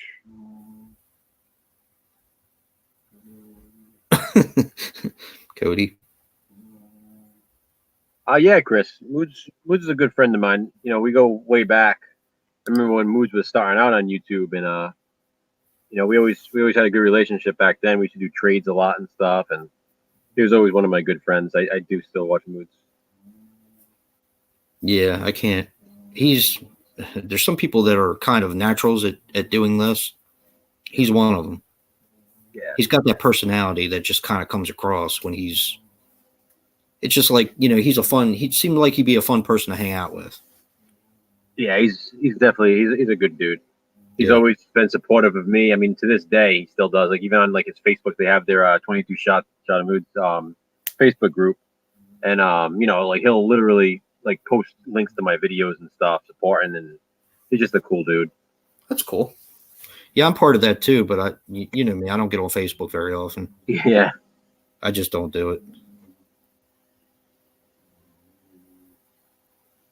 I meant to ask Cody, did you get the I think you did because I think I watched it, but did you get the Godzilla Criterion Collection book thing, Cody?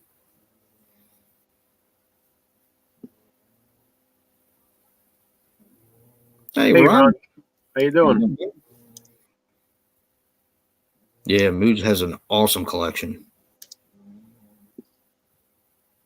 Good. Okay. I thought I remember watching it. I had to ask you that before I did your channel contest. Yeah. I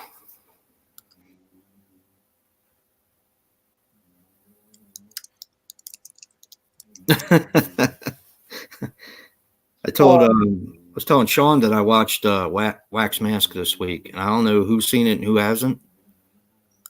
Go out of your way to watch it if you can. I loved it. Yeah, really liked it.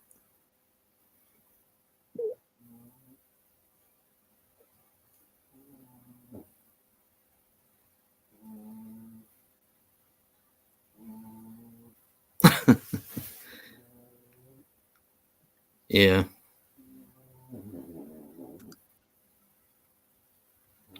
Oh, for Cody?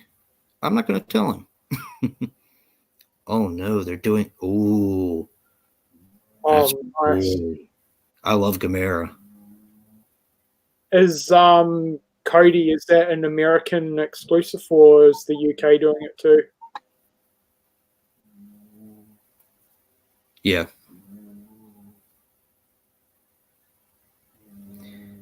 That blew me away, Wax Mask, and that's kind of who I went off of Sean's review, and I was blown away. I really was.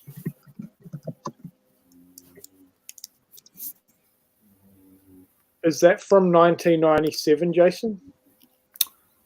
I believe so. Yeah, I believe so. Now it had a regular. I'm sure it had VHS, and it had a regular DVD version of it.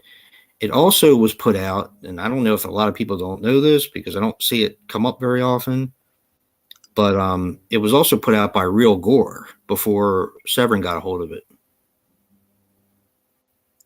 So that was just recent, but I'm not sure if it's the uncut version that Real Gore put out.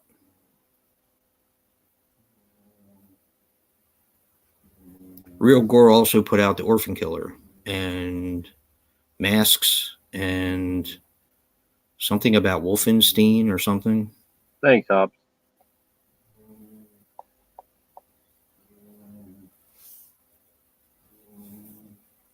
Is that Frankie that I can hear snoring? Yes. I was wondering if anybody could hear that. He's sawing some logs, isn't he? He wakes himself up every once in a while. Well, he got a new bed. It's this round bed that kind of engulfs you. It looks like a donut that's wrapped around you. And he loves it. I mean, he puts his head down in there, and you basically... He's muffled right now, and you can still hear him.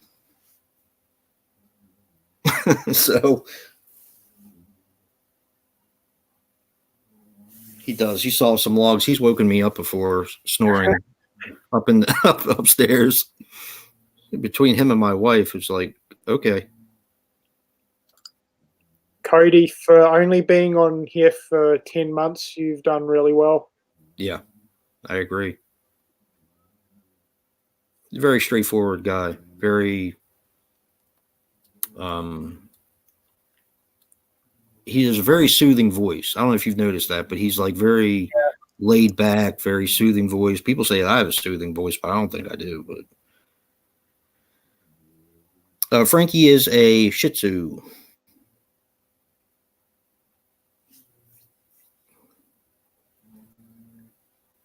I meant to show Cody. I'll have to make a video. I got the Michael Myers for Andrew too. I got the Michael Myers with the clothing. Oh, the cloth one. Yeah, the 2018 from NECA.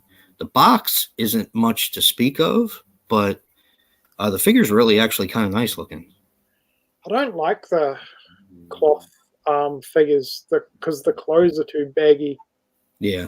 The only one that I like is that I've seen. Cody actually did a video of it, and it was the Sam from Trick or Treat.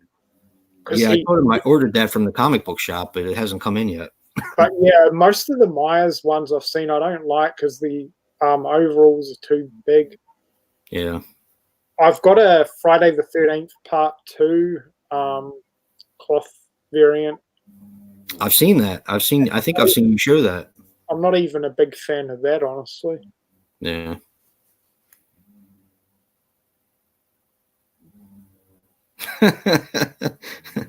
Curse like a sailor. Yep. I feel you.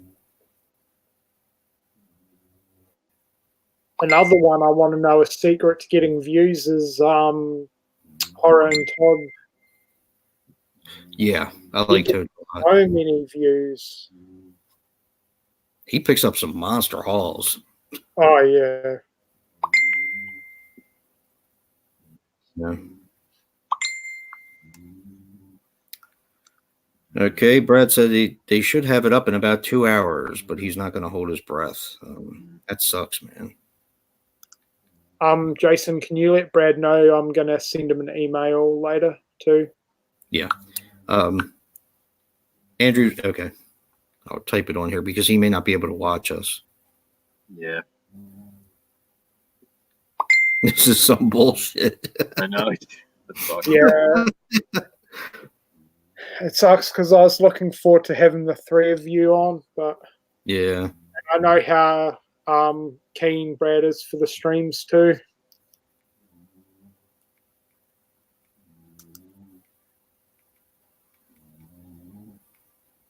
All right. Done and done. He's getting louder now. He'll probably wake himself up in a few minutes.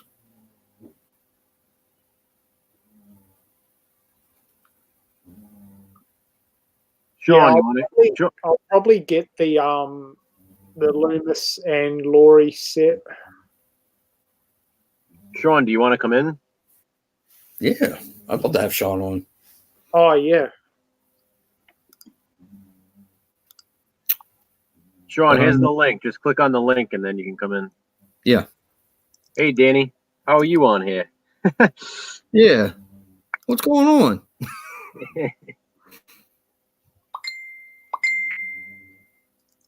Oh, he can hear us, but he can't see anything. That sucks, dude. Not great right now. Yeah, I get you. It sucks, man.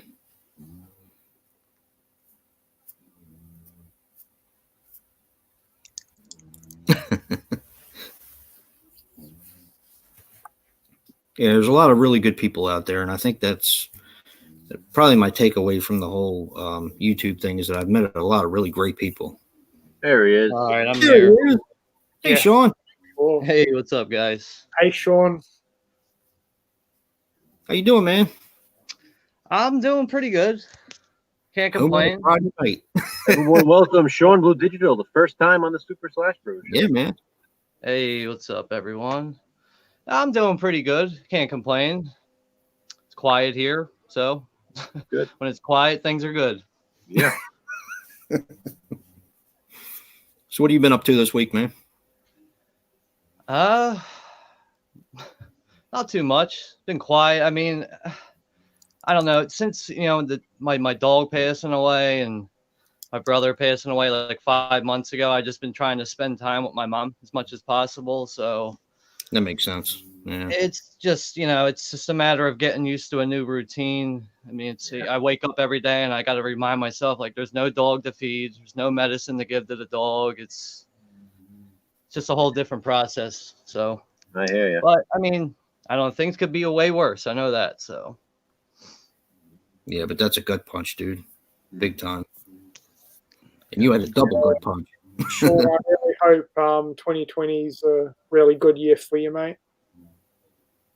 yeah, I'd say the year's starting off pretty good. So, just trying to keep my head up. That's all. That's all you can But- do, man. Yeah, I mean, once the Eagles lost, I was like, shit. That's had to top off my year, but at least they made the playoffs. They won Yeah. the division with a completely crappy team. So Apparently they needed Foles again to make it further in the playoffs. I know, yeah. Yeah. Oh, Jason, I was just happy the Cowboys weren't in it. Jason, Yeah, are they they're- televising the Australian tennis Hey, open Nathan. over there? Yeah, they're televising it on the ATP on the tennis channel. Yeah. Federer nearly lost last night to a Australian guy. Really? Yeah, went to a 5-set and then a tiebreak. Nice. Yeah, it was probably the best game of the tournament so far. That's awesome. Yeah. I'll have to check out some of that.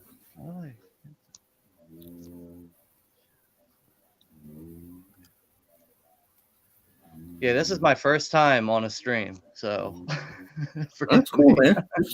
Yeah, really nothing to do. Just shoot the shit. That's all we do. Yeah.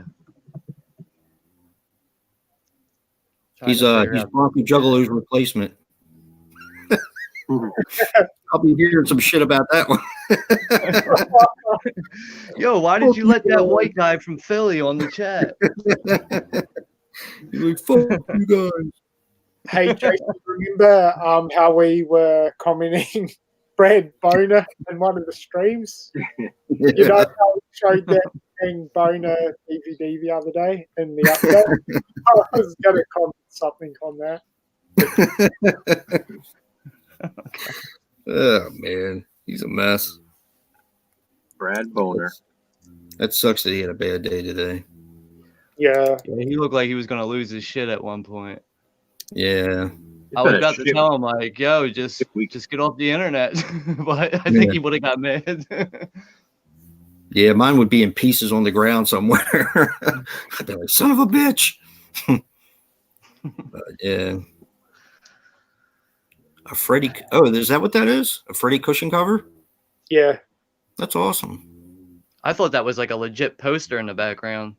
Me too. It's a cushion. Oh, shit, that's awesome.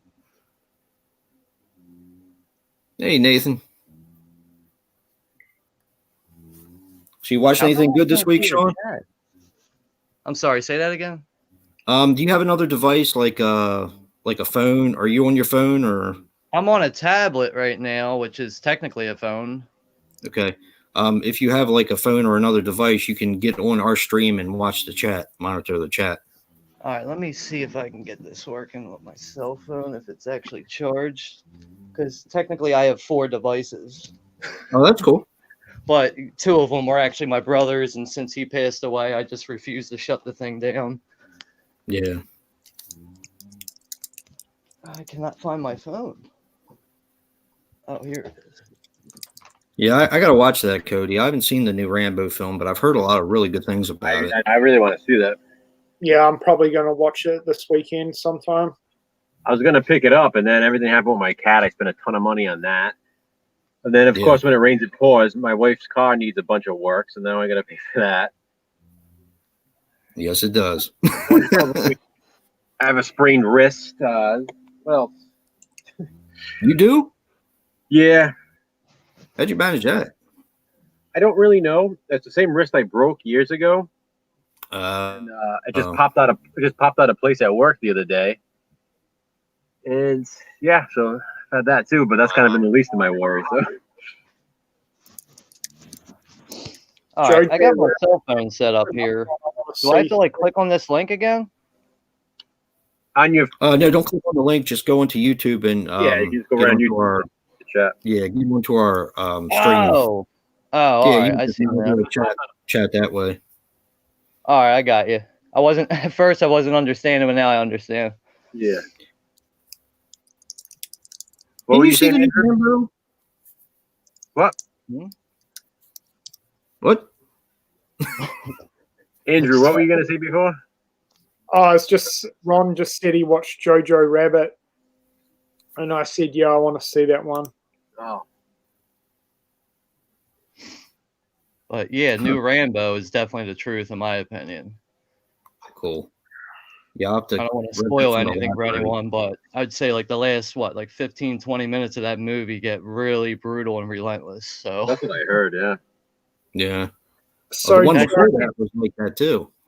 It took me by surprise, honestly, because like going into it, I found it at Dollar General, and I was like, yeah, I'll just give it a shot. And going into it, it was like gradually growing on me, and then by the time I got to like that last half hour, I was just like, holy shit, holy shit, holy shit! Wow. But I mean, like in a way, it was almost like you remember when Rambo 2008 came out? It was like. I had that similar kind of feeling, not exactly like that, because the first time I saw that, I was like seriously like screaming and yelling, like, "Holy shit, dude! This movie is insane!" Me too. But yeah, the director's cuts most certainly makes that too, in my opinion.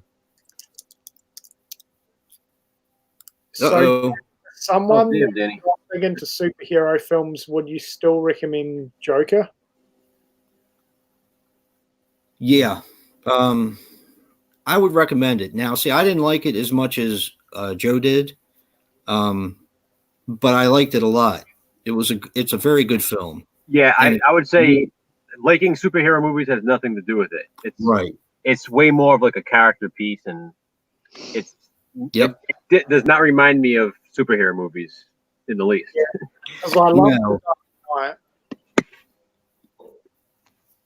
Yeah. It's definitely worth watching.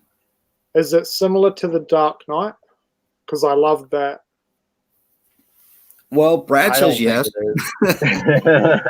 I don't think it's anything like Heath Ledger. No, I think it's far from that. Yeah, he definitely puts his own spin on the character. Yeah, it's definitely a different take. And so far, they've all done that. I mean. Cesar Romero, Jack Nicholson, Heath Ledger, now Joaquin Phoenix, and Jared Leto. They all put their own spin on the character, it's a good thing, I think. It's basically it's not like about Joker the villain. He's like an anti-hero in this. Yeah, I agree with that. It's like an anti-hero film, and there's some of the deaths are pretty brutal. Like there was like a more blood than I expected in the kills. The kills are more brutal than I expected, and it's just a good example of crazy good acting. Like he's definitely in the role. So Danny just summed it up perfectly. He said it's more similar to Taxi Driver or Yeah. Joel Carroll. Yep. Exactly. Yep. Onto the same thing, Taxi Driver. Yep. Yep. Okay. See, and here was my problem with it. Okay, I didn't think that the Batman stuff needed to be in there, and it's not in the film. It's more of a reference, sort of. Yeah, exactly. It's touched upon. Yeah, I thought it could stand on its own, and I thought it should have before it introduced all that other stuff. And That's again, just- I mean, they obviously did it because they know it's a moneymaker, and they know. I feel like it's one of those things where, because we even though we feel that way, I feel like the majority of moviegoers, the general audience, would be like, "What the hell? Where's Batman?" So, yeah, exactly. you know, it was kind of fan service, I think. Yeah, I think so. Just because we don't find it that way. I mean, we're sort of in the minority, I think. You know, looking at like general audience, people who go to the movies, and people who aren't as passionate about film and stuff like we are. You know, they just want to go and they want to see things that they know and understand, and they think of the Joker, they think of Batman. So the general audience wants to see Batman in a Joker movie. Well, it's like you said, people would have been pissed if they didn't at least mention him in some way, shape, or form. Yeah, I get it. Now, do Yeah, you guys Cody, I love think that scene too. The talk show scene, that was amazing. Yeah. You guys think Joker's going to produce a sequel? Yeah, I actually just read it's pretty much greenlit at this point. Yeah, I think it is. Really? So Yeah. Are they going to be able to keep Joaquin Phoenix? That's going to be the interesting Well, thing. I don't want to spoil anything on here. They touch upon that. Yeah, because he's a character. I mean, he's a character in real life. So he's something. looks like Brad's back. Yeah, it really sucks. He's having a problem with his internet tonight. I just messaged you, Jason, on our private chat just to let you know what I know.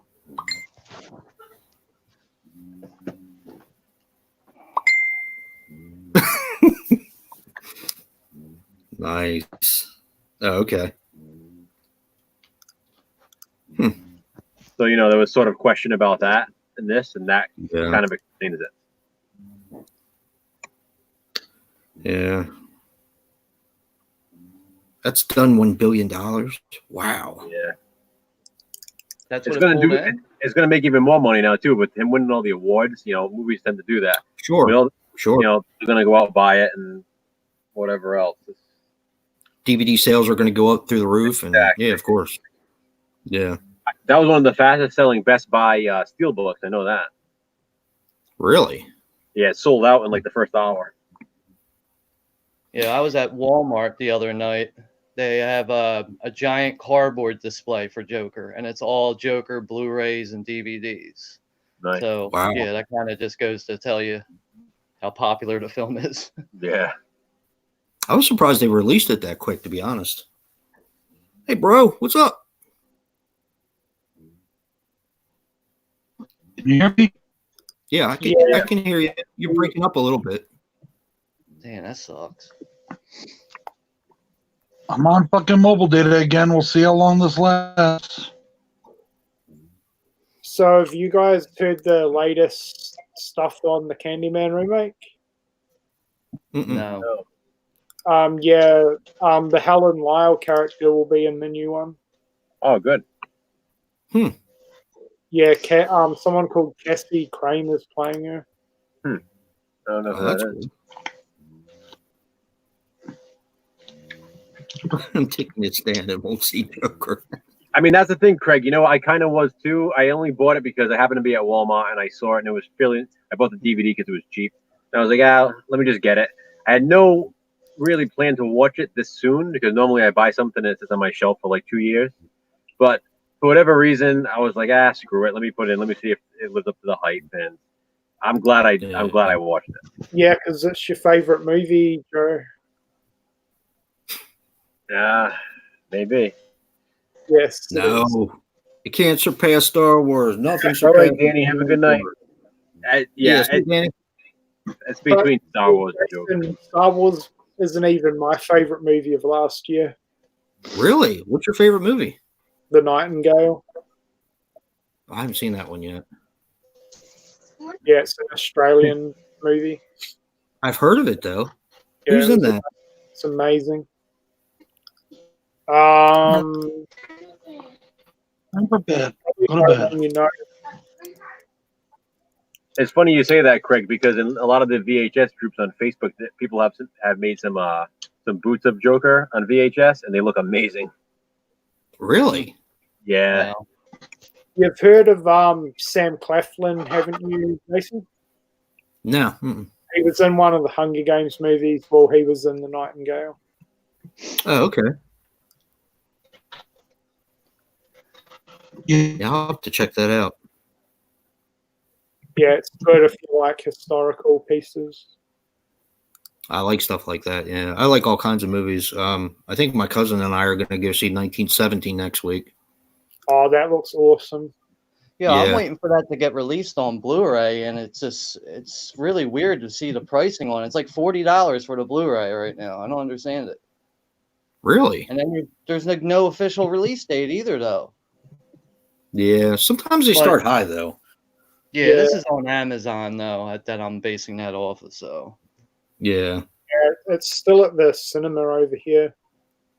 Yes, it's over here too. I think they said that was a shoe-in for Best Picture. I think. Hey, Scolder. I haven't seen it yet, but There's I a would imagine. War one coming out called Midway that's been getting a bit of hype. So My cousin saw Midway. He said he was a little disappointed with it, and my cousin is a historical nut, kind of. He okay, knows all about all that kind of stuff. He said the movie was okay. He just expected it to be something a little bit different.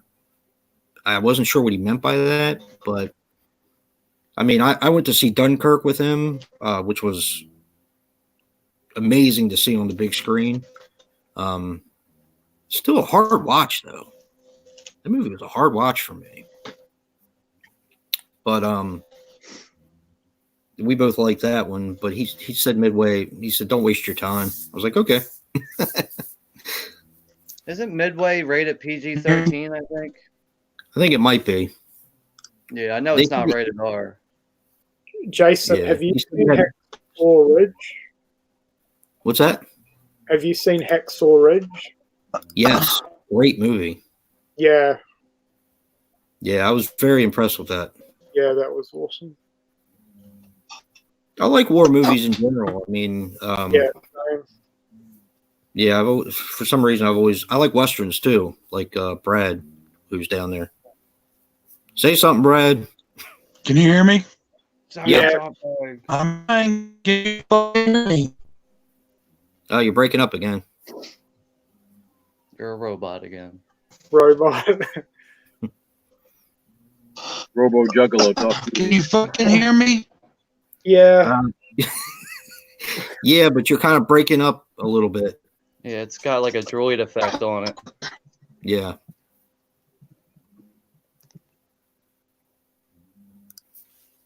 But speaking of Hacksaw Ridge, how do you guys feel about Mel Gibson as a director? A director or a person? Not just a director. Not the personality doesn't He's count. fabulous. He's fantastic. Yeah, I definitely like Mel Gibson as a director. Yeah, his movies are. I mean, you can't take anything away from what he's done. He's just he's very talented. Very talented. Yeah. I like his movies too. I mean,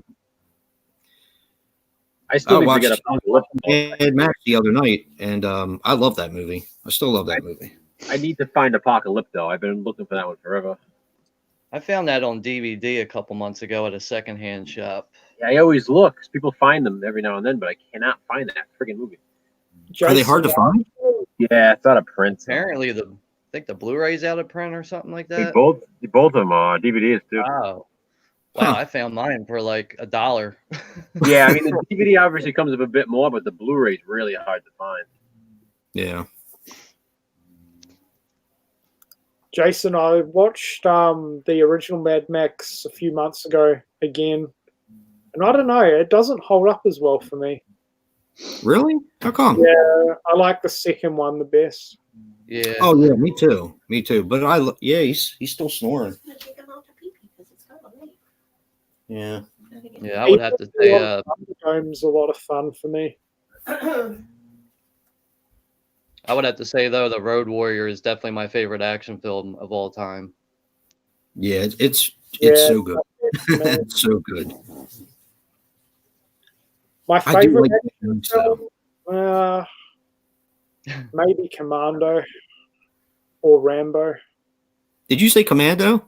Yeah, Yeah. I love that movie. It's funny. I've been in the mood to watch it lately. I might be watching it soon. One of it. Hey, Sully, remember when I told you I'd kill you last? I lied. I love that. I literally have the DVD like right in the stack next to me because I took it out the other day because I wanted to watch it. It's such a fun movie. Such a fun movie. Cobra's a good one too. Yeah. Everybody would shit on that movie all the time. I'm glad it's finally getting, people are starting to come out and say, hey, this is a cool movie. It's a slasher. I still think it's a slasher, but What? Cobra. It is. Scream Factory. Yeah. It is. Didn't There you Scream go. Factory release it? And it literally says stalking Yeah. and slashing is the documentary on it. Yeah. I love the soundtrack. I mean, I love that movie. I always did. Everybody said it was crappy, I but mean, the guy's name is a night slasher. yeah. And plus, it had Bridget Nielsen when she still looked Yeah. pretty good. So that did hurt things. Bridget Nielsen before Flavor Flav.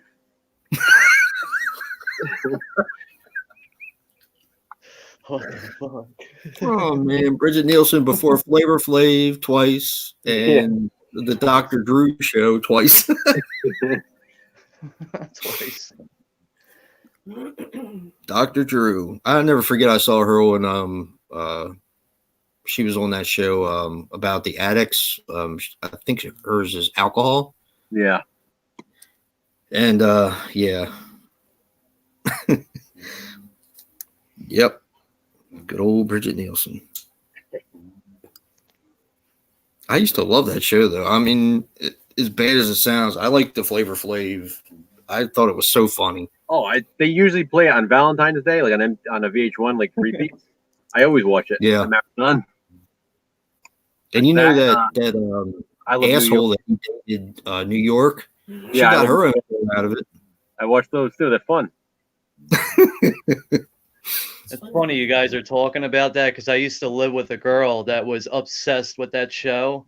And we would purposely, like, if it was coming on, we'd be like, nah, we can't watch it. And she would get all serious about it. And remind her, we're just kidding, relax.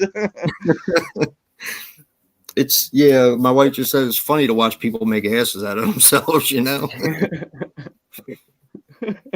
Oh man, they used to have that show on VH1 that was the people that they all spend time in the house together. She was in that one too. Now that I'm thinking about it. So was Vern Troyer. Real life? Yes. Did you watch that one too? Yep. I had Vanilla Ice was in one season of it, and Yep. Corey Feldman was in a season. Dave Coulier. Yep. Man, Vern Troyer was a mess. Alexis Arquette. You ever see the season of Alexis Arquette? Yep.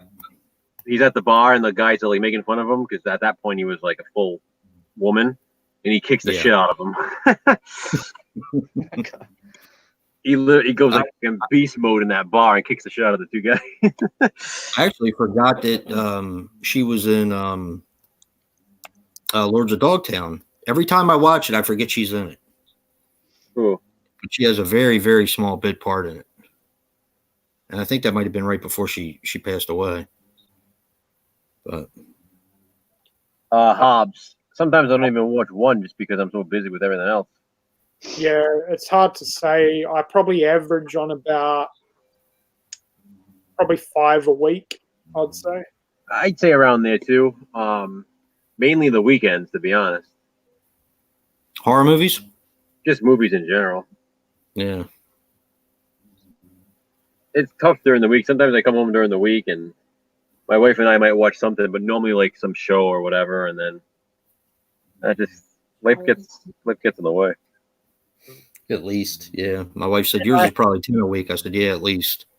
I have a thing that I often watch the same movie repeatedly, so I never get to watch everything I own.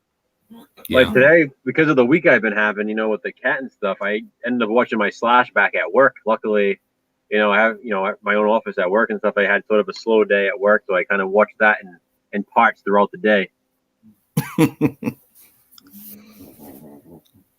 And then I came home to film my video, so if not, I wouldn't have had time. Sawing some logs over here. Did I hear them ask about Frank snoring? Yeah, Andrew could hear Frankie snoring on there. He can saw some logs, and he's muffled right now. If he was in full snoring mode, you probably wouldn't be able to hear me talk. Oh god, is that rough?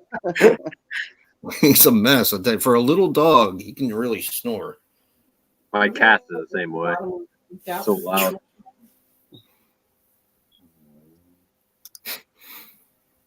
The lizard. Yeah, Frankie needs a CPAP machine. Can you imagine? Yeah, that would be great. Yeah, Brandon, it's tough with work. What kind of lizard was it, Craig?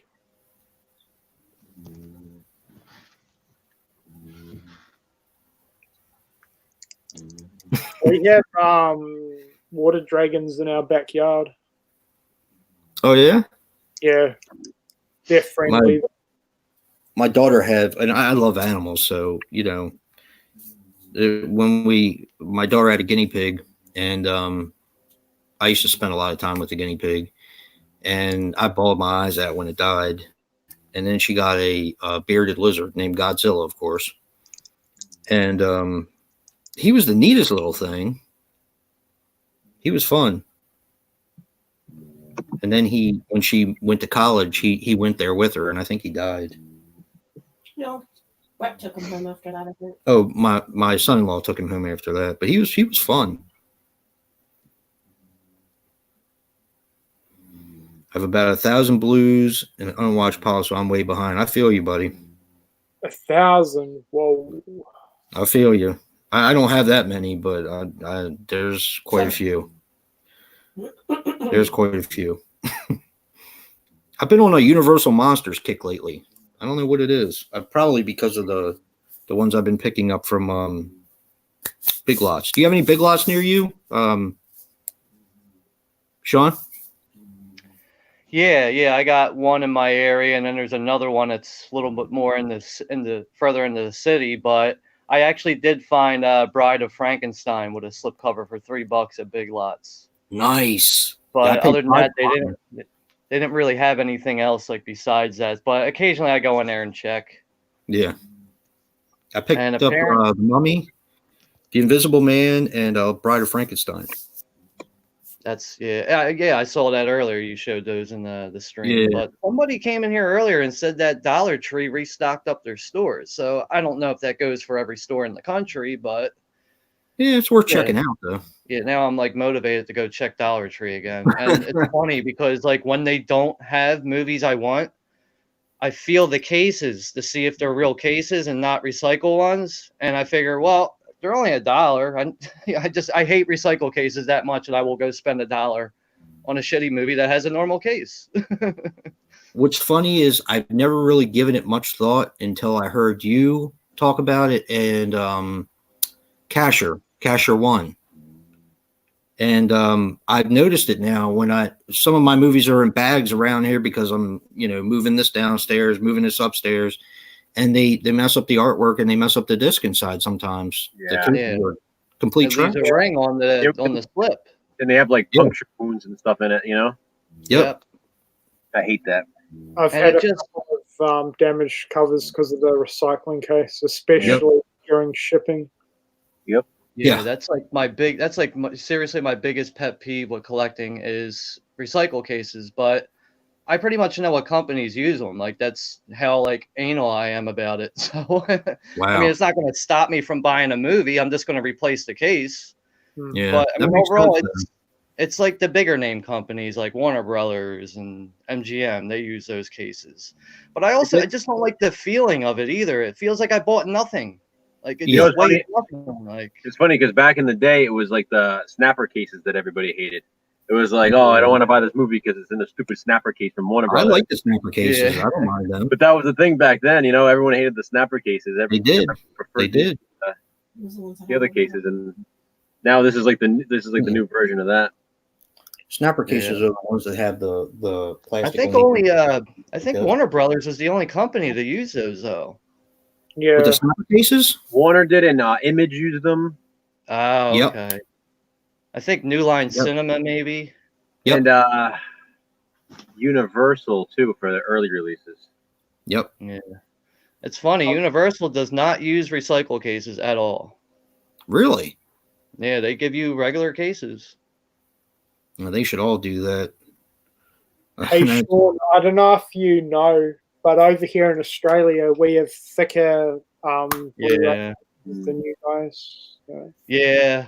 I mean, I got a couple umbrella releases, so I mean, yeah, I'm like slowly building up my Aussie films, I guess you could say. Yeah. Yeah. Have you seen Dark Ages or Dark Age? I don't even think I've heard of that. When did It's that come out? it's on Umbrella. Yeah, I got it from Andrew, and I love it. I think it's a fantastic film. I think Yeah, you like Is it like a modern film or? yeah, it's a Killer Croc movie. Oh, the guy from Wolf Creek in it when he was really young, John Jarrett. Yeah, oh shit! Wow, that definitely sounds very interesting. I mean, I got from Andrew. I got Road Games, Razorback, and Dark Yeah, I Age. got I like Dark Age better than all of them. Hey, Adam. Razorback's a bit boring to me. I don't I mind like it. it. It has that Australian feel to it, though. Yeah, Like the Mad This Max has that- movies and stuff like that. it has that exploitation feel to it, really. Exactly. And like the two guys that are playing the villains, they're just like the most grimiest guys in the world. So like I You don't know. stepped off of the Road Warrior. Yeah, They kind of look like that's right. yeah, Just they when are you grimy. saw the grimiest guy, there's always another one. Yep. Sean, have you seen Turkey Shoot?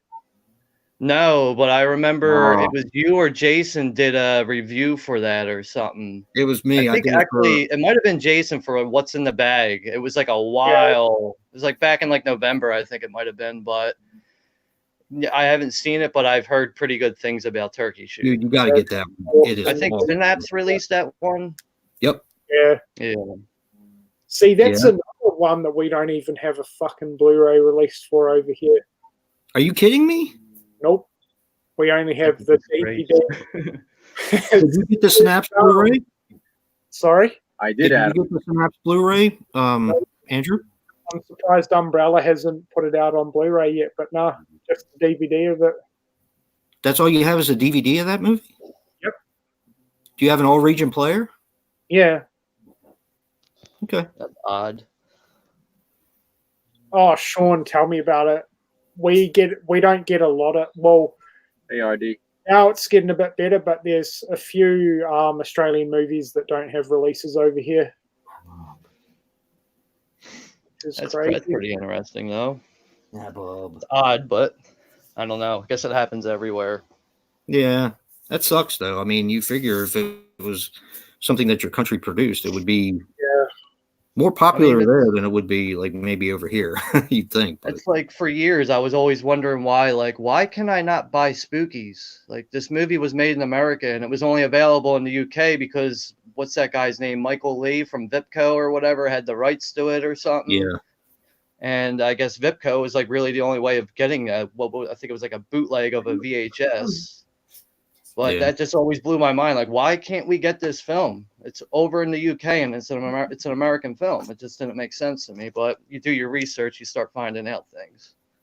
yeah, that's aggravating too. Like we were talking about The Keep earlier. Yeah. It's a good movie the way it is, but Man, can you imagine what a director's cut of that would be? And it would just be awesome. But we'll never get A it. lot of people would buy that up too. See, Yeah. that's another thing. Like, it's kind of random that Australia has released The Keep. Yeah, exactly. I mean, I can't figure that one out either. Do you do bootlegs, Sean? Oh, sorry, go. Yeah, Go. I mean, if the film is like literally impossible to get, yeah, I'll do bootlegs. Like, I mean, currently right now I have a bootleg of Society from 1989 because I don't have a legit release for that film right now. But yeah, I mean, I don't mind doing bootlegs. If the film doesn't have a legit release, then yeah, you got to resort to something. So Yeah, VHPS, a VHSPS, because that's where I got my copy, and it's pretty good. Arrow Video have a really good release of Society. Oh boy, yeah, they do. I think they even had like a limited edition one at one point. It was like a limited edition. That's what I have. I have a Society. limited edition. Yeah, same. Yeah, I have the limited edition one with the comic book. As a matter of fact, when I was going through my Blu-rays today, it fell out. So I really don't like that movie. I have the Anchor Bay DVD release of that too. One of the double features. With spontaneous combustion? Yes. And another one I think that was made in America is a Christmas horror film, Elves. Wasn't that made in America? And it's only available on VHS, I believe. Yep, Elves. Yeah. Yeah, I still got to see that one. There's a lot we of. all got laundry list of certain titles we want that are sitting on VHS. I mean, think about it. I've done 61 videos in my rare movies not on DVD or Blu-ray series.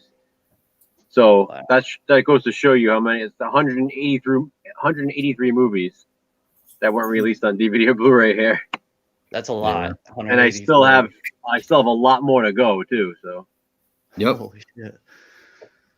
Just when you thought you were done digging, there's always more dirt. Yep. Well, it's funny though because the old video stores would have all these really oddball titles. You know, if you were lucky enough to live near a really good video store, they would have all these oddball titles. You know, whatever happened to all those besides the fact that they're in Joe's house. But here we go. And that's exactly what I look for, like these really oddball films. Say hi to Andrew. Hey, Frankie. He's a cute dog. Yeah, He's looking at the light. He's my buddy. You want to go to bed? Joe, I've got a few bootlegs that I was wondering if you've seen.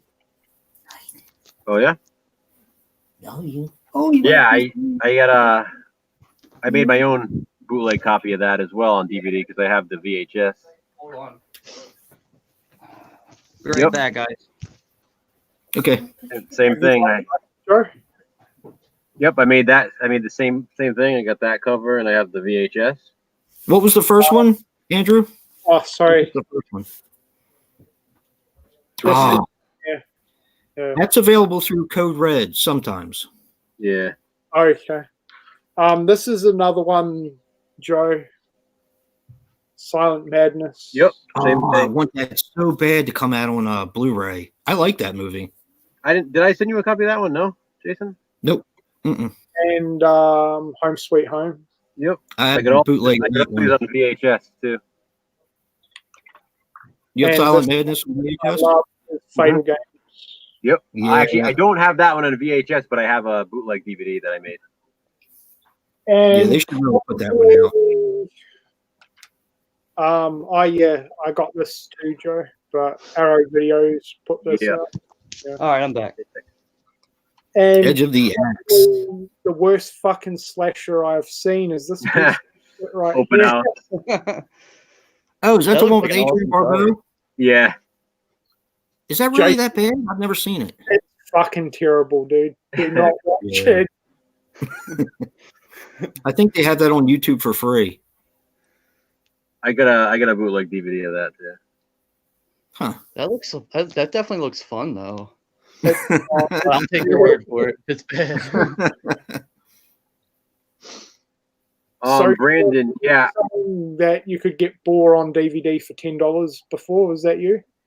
Yeah, they got it at my Walmart. I'm gonna have to go back and get that. Yeah, it's definitely worth it. Yeah. Yeah, they got a couple copies left with the slipcover on DVD for $10. So I think I'm gonna go back and get that either tomorrow or over the weekend. Yeah, I'm not sure if they have a Blu-ray over here yet. I think Andrew has a Blu-ray over there, but I don't think we do. Of what? Boar? Yeah, we do. Yeah, I don't think they made a Blu-ray for us yet. They're just out on DVD. Someone just mentioned Goosebumps in the chat. That's another thing that I'm surprised. See, we have the complete series available here on DVD, but I know you guys in America don't. yeah. There's No. a couple episodes that haven't been released for some reason. Damn. Now, is that an expensive set over there, Andrew? I'm not sure. I've had mine for a while. I'm not sure if you can even still get it. I might have to check into that. They released the seasons individually. All right, Cody. See you later. Bye, Cody. Night, Cody. Oh, the thing I was telling you about, Joe, the werewolf book that I already had, it was called My Hairiest Adventure. Oh, Or My Hairiest Day or something. My Hairiest Adventure. Yeah, Yeah. it's not really a werewolf. Yeah. It's like a horror puberty story. Oh, cool. A little bit of Cronenberg there.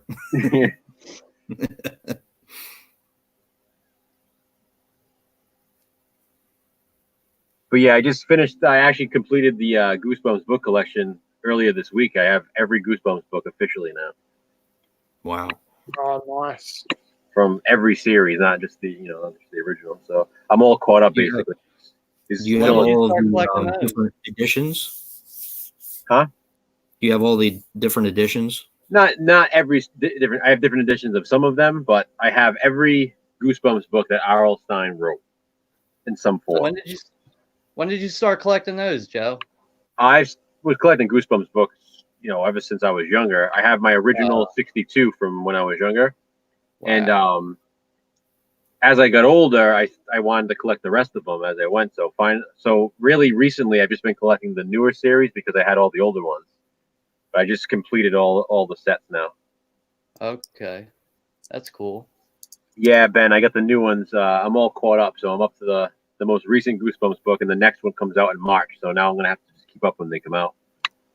Wow. So, do I you didn't have even- the edition with the collectible cards in them? Yep, I had the collectible cards, the masks, like werewolf skin came with the werewolf mask, still in there. I have all my originals. I never took that stuff out of them for some reason. The bookmarks, the cards, the masks, which I'm glad because now hard to find.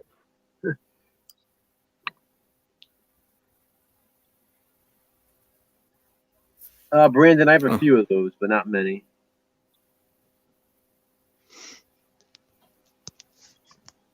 Yeah, I I didn't did. get Still make 'em.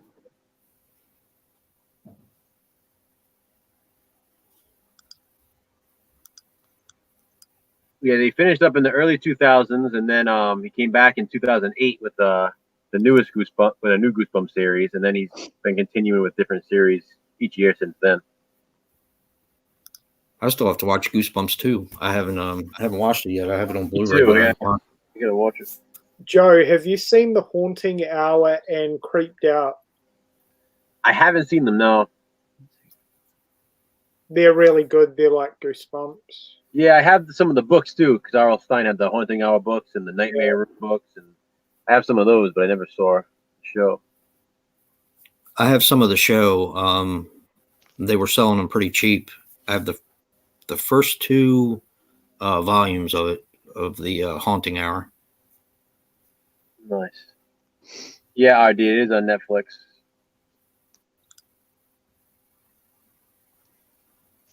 And I like the first Goosebumps. I didn't think it was that bad. I think thought- you I don't weren't a fan of it, were you, Andrew? Nah, I didn't like Jack Black at all as R.L. Stine. I watched the sequel recently, but I still haven't watched that.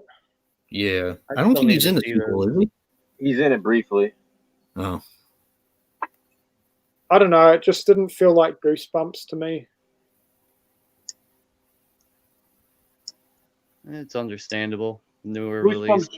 releases. It's funny because the first Goosebumps movie felt like it was like a Halloween movie, even though it didn't take place at Halloween. Right.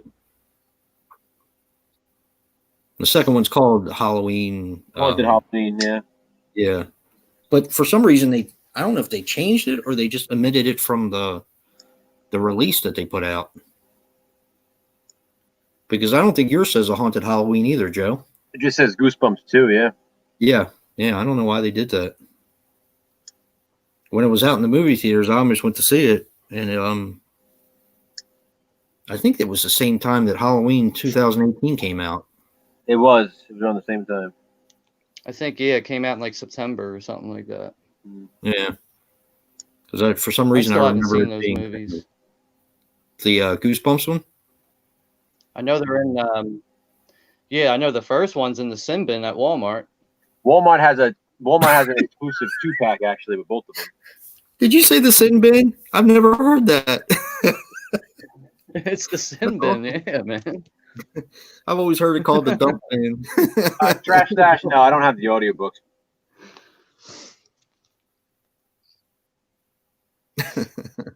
The sin bin. I like that. I have that DVR, the House with the Clock in its Wall. I have that on my DVR. I haven't watched it yet, though. When that came out, I was really surprised to see Eli Roth's name attached to that. Really? He's attached to that? It just was weird. I just was like, wait, he's doing a kids movie? Yeah. Huh. That's cool. But still to this day, the only film I like from Eli Roth is Cabin Fever. You don't like Hostel? You don't like Hostel? That's all I can say. Yeah. I like Hostel. Yeah, I mean, it's not bad. I remember I went and saw it in the theater, and you remember the Achilles scene when the guy gets up to walk? I almost threw the fuck up immediately. Like, I was in the theater with my girlfriend, and she was like, "You all right?" I was like, "I'm about to throw up, seriously." Like, but that's not why I didn't like it. It just wasn't. I'm not like someone who's like looking for torture and guts all the time. Oh, you know, I like a good story too, but I mean, the Hostel films serve their purpose. I haven't seen the first one in quite a while. I did see. Wait, is there 3 of them? Yeah. Yeah. Mm-hmm. Yeah, I haven't seen the third one, but I did see the first 2. But you know what? That's a film I got to revisit, honestly, to give a better opinion about. But definitely an effective movie. I know that. Made me sick. So. Sean, did you see the one he produced called Aftershock? I heard of it. I didn't see it, really though. Good. Yeah, you got to see that. It's really good. He's in it, too. Okay. Did you like that one, Andrew? I don't really remember it too well, so I'm not sure, but I have seen I it. watched it on Netflix, and I loved it. I thought it was great. I don't have it in my collection, but it's on my list. A cool Yeah, I know I story. heard of it. A cool story about Eli Roth is he used to be an intern on the Howard Stern show, and Really? Howard Stern used to see him sitting in the hallway all the time, like writing something. And one day Howard asked him what the hell he was writing, and Eli told him he was writing a script. Turns out it ended up being Cabin Fever. Really? Yeah, Cabin Fever is a good movie. I always like that one. I like that movie. Now, that's a sick movie. But yeah, he wrote it while he was an intern on Howard Stern show. I love when that guy falls into the water. He's like trying to get he's like on that ladder. Oh yeah. And you kind of get the idea like, now he's going to be all right. And he falls in it. You just get that feeling like, I got to go take a shower. Yep. Jason, you know Eli Roth, one of Eli Roth's favorite movies is BMX Bandits. Is it really? Yeah. I didn't know that. I know he loves Cannibal Holocaust and all those movies, which is, clear from the Green Inferno. I still haven't seen that. I still Green don't Inferno? like that movie. You didn't like that one?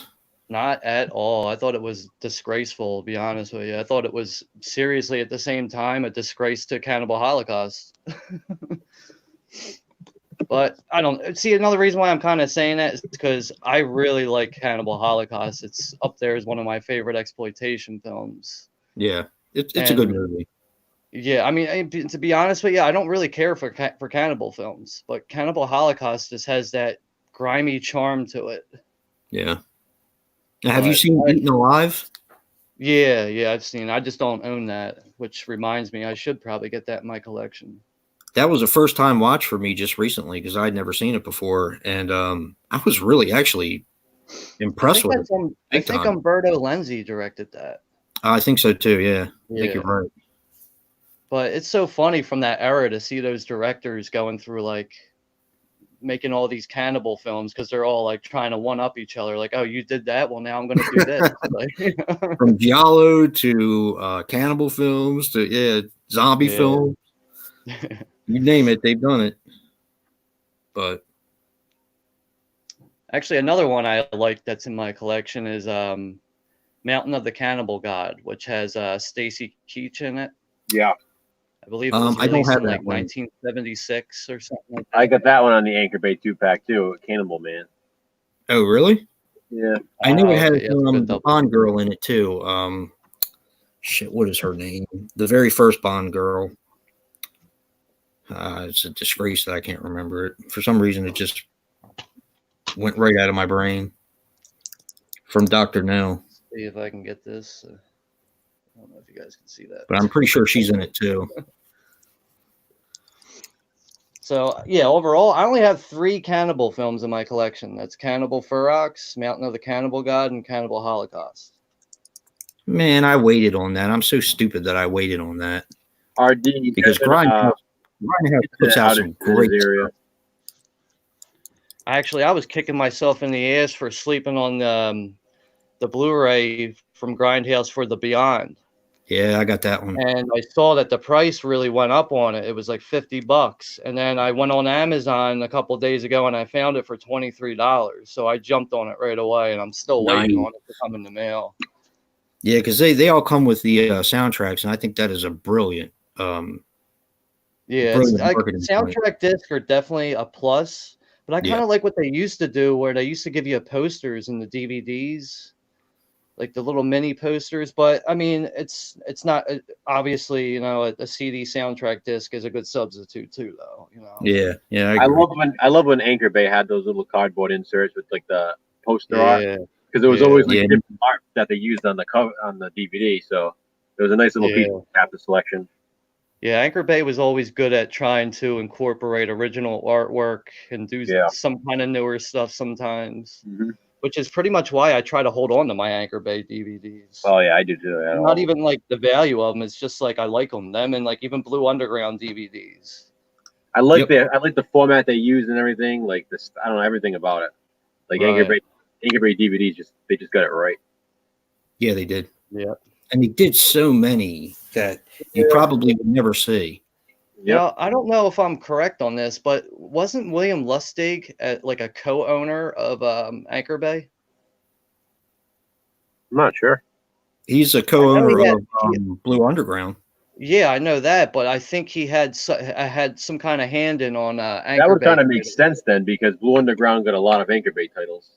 Yeah. Yeah, that's true. I don't know the exact story, but I think William Lustig had a hand in on Anchor Bay at one point, and it was probably the early 2000s. I wouldn't be surprised. Yeah, me neither. Whenever I find an Anchor Bay, whether I like the movie or not, I pick it up. Yeah, me too. Yeah. Speaking of which, I actually just got Fight for Your Life Like, on DVD. Really? I don't know. Yeah, I for years I've wanted to get that in my collection, but I always bought something else instead of it. And finally, I was like, oh yeah, I don't have that, and I just thought that was great to add another Blue Underground DVD to the collection. Yeah, it's a video nasty. Yeah, I mean, besides all the racism, it's a very effective film. It's a very strong film, but the racism can definitely make it for an uncomfortable watch, I guess you could say. Yeah, well, it's that time period too. They could they can different do a era lot more back than they then. can do now. So Yeah, back then there was like no rules. yep, that's one that's been on my want list for a while. And I love Blue Underground. I don't know. They just seem to. They're not really putting out much these days. Yeah, I know. Other than, It's like they're just redoing their catalog in 4K. Yeah. Hey guys, Brad's in the chat, so should we talk about how much we love the Child's Play remake and Halloween 3? Halloween Hey, 3. you guys can you guys can fuck with that bull. I'm not fucking with that bull. He's in a bad mood tonight. Joe, I think he's gone through it tonight. Yeah. Yeah, it sucks. No, I know. Of all nights for it to happen, too. Yeah, exactly. I mean, that just kind of caps it off. I mean, Brad did not laugh once in the stream, so I was like, all right, there's no joking tonight. We're all jokes aside now. Well, I asked him earlier, I was like, you have to work on Saturday? He was like, yep. I was like, damn. Because he'll always get a good bit liquored up when he doesn't have to work.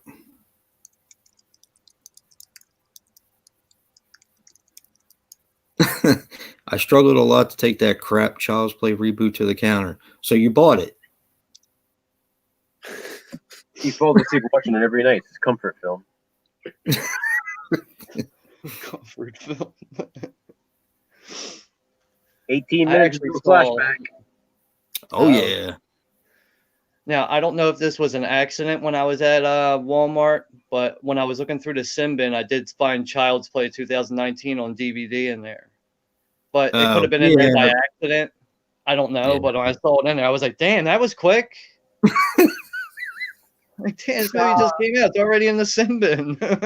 Well, it would have been in there by accident because that movie doesn't deserve to be in a discount bin.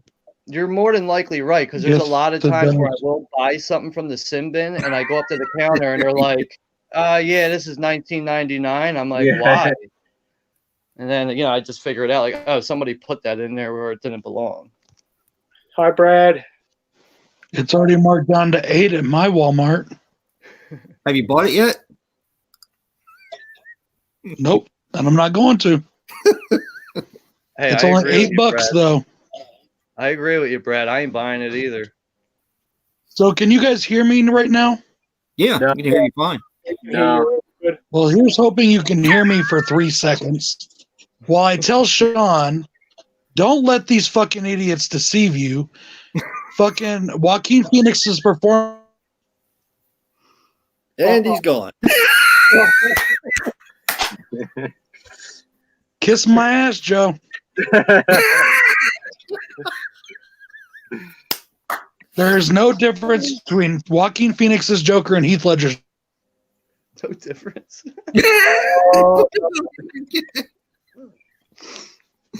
Oh, boy. He's gonna go on like a rage spree and like come up there and gun you down, Joe. I might. He's already having a bad night.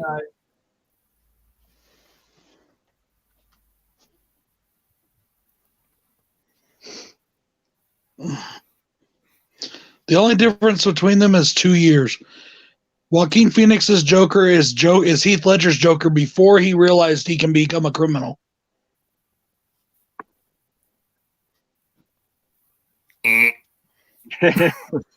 I'm sorry, but you have the wrong Nope. answer. I'm right. You're wrong. Time out. They look change alike. my Their name, mannerisms are alike. Their hand gestures are even the fucking same. Oh, I here want we to change go. my YouTube name to You're Right, I'm Wrong. Brad Boner's always right. I'm always right. So. Because unlike the rest of you guys that have your freaking nostalgia goggles on, I can actually objectify a movie. Oh, here we go. What the hell does nostalgia have to do with the Jokers not being alike? Oh, everybody wants that return. Everybody wants to think that it's something different when it's not. When all it is a blatant copy. But how's that nostalgia, though? Because people want the blatant copy, they just don't want to admit that they do. Oh, here we go. I actually Well, at the wanted end of to the be day, something someone's got to be different, right. and it was. Still a really good movie, though. Yeah. I good enjoyed movie. Joker. I just wasn't as crazy as a lot of people were about it. I don't know. I liked it, but I wasn't It, like. it was definitely overhyped. Yep. That's what I kind of feel like, but I mean, definitely still like. I mean, I would say like the turning point really is when he's on the subway laughing his ass off, and he Yeah. takes care of the three guys or whatever. But that was like, if from there on, I was like, all right, now I'm really paying attention. Like, it really just like gripped me See, from for there me, on. it was when he really becomes the Joker, when he beats the dude to death in his apartment. Yeah, that Yeah. was awesome. Hey, I see what you mean. To me, that was when he, like I said, I still really feel they could have cut about 30 minutes out. Because he was already nuts. He was already crazy. You know, Yeah. I mean, we didn't need to see him descend into madness because he was already mad at the beginning of the film. And you could tell. Kind of makes you wonder what the actual deleted scenes are. Yeah, really. Yeah, I kind of wonder that myself. Like, I'm probably going to I also eventually found out pick that it up the once so-called- I find it for cheap. Me too. I also found out that the same way you are. JJ cut of Star Wars is crap. There's no JJ cut. I saw something on YouTube today that said something about all the Star Wars scripts were leaked. You And know, I thought about supposedly you, Brad, everything's when I always saw leaked, that. But I love how everybody says that shit, and then it's never what they think it is. Exactly. No, they said all of them were leaked. All the past ones were all leaked. You know that there was 6 scripts for Empire Strikes Back. And not one of them was right. They were actually pieces. Only George Lucas had the only real script. Now I'm having trouble hearing you.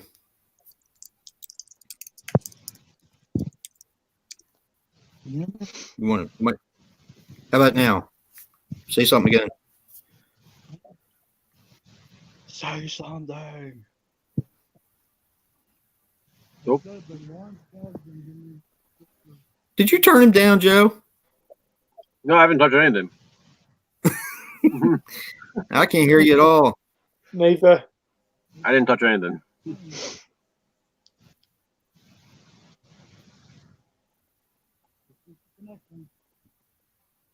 I think I heard a fuck you. I can't. I could barely make it out, but I think I heard a fuck you. Hello.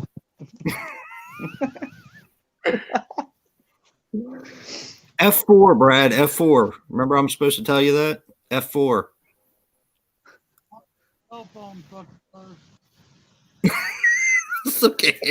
I heard cell phone. That was all I could make out of that one.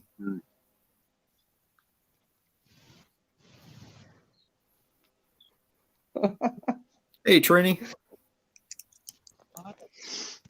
I think you might still be talking, Joe.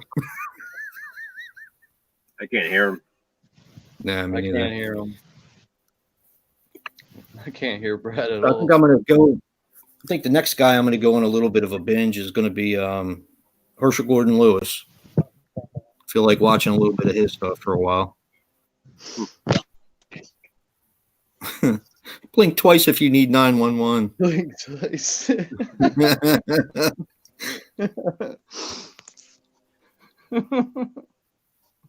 I have a documentary about him that I haven't watched yet. I always like to watch horror documentaries. Danny holding a pillow over his mouth.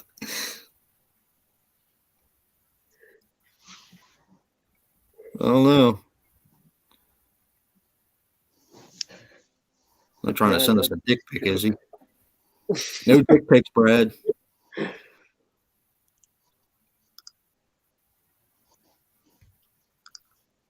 Nine minutes till Slashback.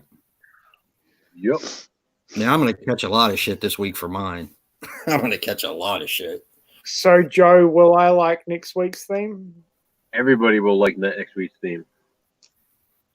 So I Jason? Hmm? Do you know what it is? I do.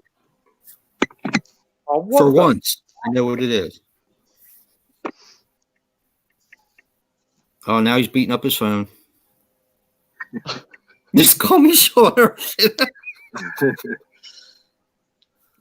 What a penis. So I couldn't decide what I wanted to watch for the slashback this week. So I ended up watching 3 different movies that could fall into the category. So I Nice. watched too. Happy Birthday to Me. Gave up on that one. I watched Oh, Pieces. that's a good one. Yeah, I don't know why. I was just like, I don't feel like reviewing this one. Went on to the next Yeah. one, went to Pieces. Just didn't feel like reviewing that one. But it's funny because the one I actually did decide to pick is actually a very popular one. But I didn't know it was actually a legit slasher until I did some research on it. And it's a Stephen King story. Children of the Huh. Corn. Yep, you got it. Yeah. They played And I All right. Yeah. in the bedroom. Andrew, I watched your video that you did. I think you did one for Children of the Corn back like 6 or 7 months ago. And I watched like half of the video and then I went and did my review. I love that. I was actually going. That movie came to mind, Sean, but I already reviewed it because I love that scene where they're playing that Monopoly, and they put Isaac in jail.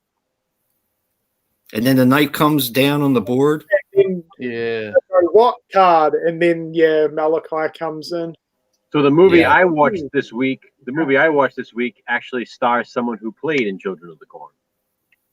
Really? Linda Hamilton. Mm-hmm.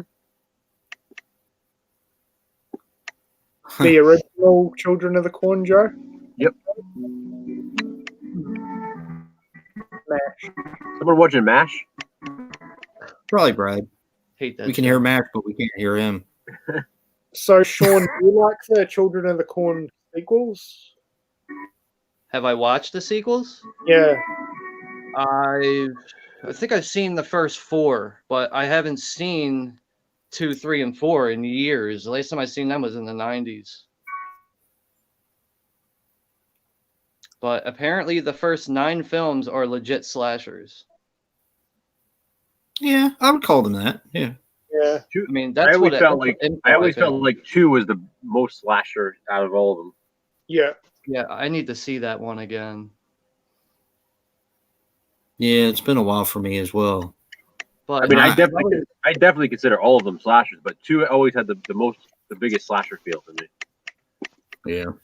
But I mean, overall, one of the reasons why I actually picked the film is because I haven't seen it in so many years. It's been at least probably more than like 15 years since I've seen the film. So it was Wow. a perfect excuse to watch the film because I was like, well, like I was already watching it, and then I realized, well, there's actually games in this film, so it's going to fall into the category. Yeah. Joe, Brad wouldn't consider part 2 a slasher because there's multiple killers. Yeah.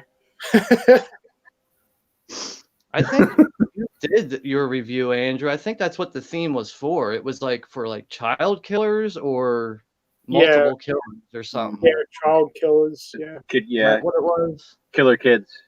Killer kids. I watched 3 as well this week, Sean, and 2 of them I couldn't use because No games. the first one I watched was the Frat House Murders, and I figured Frat House, it's got to have games in there or, something like it. But no. And the second one I watched was Pledge Night, and it had been Pledge Night, huh? years since I've seen that one. No, unless you consider, Practical Joke. I was going to ask you if you consider Practical Joke games, but, then I picked the other one. So I really like Pledge Night, though. I remember renting that so much back in the day. Yeah. And it's a fun movie. It is. No games, though. No games in it. The movie I No watched. games. The movie I watched is one big game. Ah, yeah. Yeah, I almost did slashers. Okay, that would be the third one, and then I did the other one. Yeah, slashers would have been perfect. Yeah, Someone could I have gotta done watch one. and it just didn't. I don't know. I liked it, but Yeah, but remember, even though when you review slashbacks, it doesn't have to be a good review. no. But I wanted to. I want to watch it again and get a better perspective of it because that girl just pissed me off so much. Oh, that's yeah. And truthfully, the first time I watched it, that really took me out of it.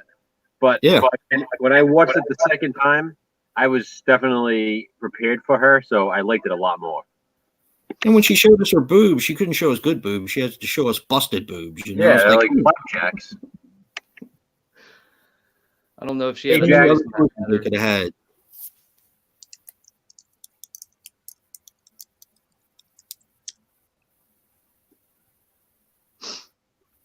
Jack's back again. Hey, Jack. Jack's back just in time for Slashback. Yep, 4 more minutes. Oh, crap. 4 more minutes. I have to put the chat down so I can. So, Sean, Okay. your review will have the movie menu screen again. I like that. Yeah, me too. I think that's a really nice way to do that. Show the movie menu. Oh, I wasn't sure what you were talking about at first. Thanks, Andrew. Yeah, that's a really nice way to do that. I mean, for the most part, why I do that is because I'm lazy. That's why. It works though. I mean, it does work. I always thought it was cool. It's simple, it works, but like for the most part, I'm like sitting there thinking, like, what should I do for the video? And I'm just like, well, the DVD menu is right there. I'll just film that. Okay.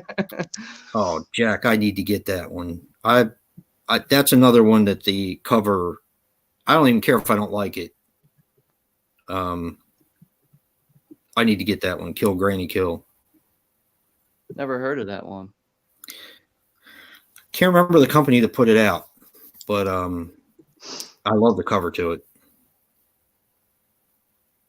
But I would have to say my favorite film that involves grannies is the trauma film Rabid Grannies. I still Jason, haven't seen that yet. I got to see that. The movie Is is wild. It's pretty dumb overall, but What's that, Does- Andy? is Kill Granny Kill the one with the head on the plate? I think so. Yeah, it's like got a kind of like a skull sort of head on there. I'm think. joking, Jack. Yeah, I remember that cover. Grandmother's House wasn't bad. Here's my thing. Yeah, Ron, The Visit. I love The Visit. Yeah, Yeah, the me Visit's great. Nico Mastorakis, none of his films have blown me away, but I've liked them, all the ones that I've seen. So, Grandmother's House is a good one. Nightmare at Noon is a decent one. Those Aussie kids that were in Better Watch Out and The Visit need to do more horror movies, I reckon, because they're good. Yeah.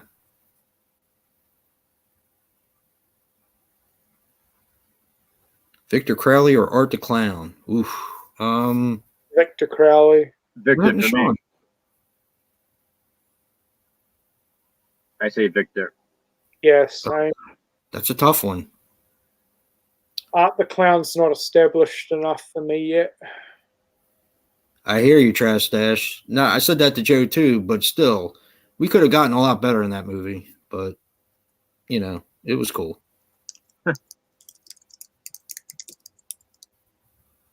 I mean, there were a lot of Asian women that were really beautiful in that film. Really beautiful.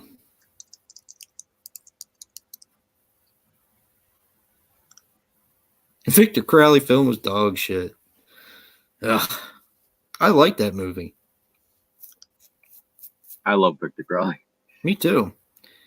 That's kind of funny though, because I remember when that came out in limited.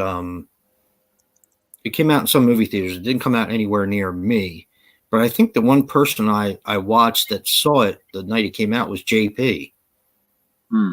And I think, if I remember correctly, I thought he said he was disappointed in it. But he was always a big Hatchet fan.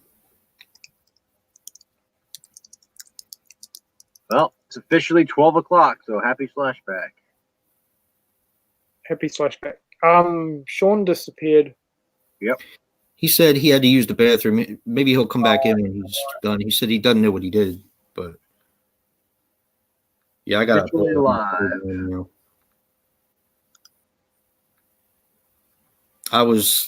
I saw Andrew's video for Billy Club, and I was like, yes.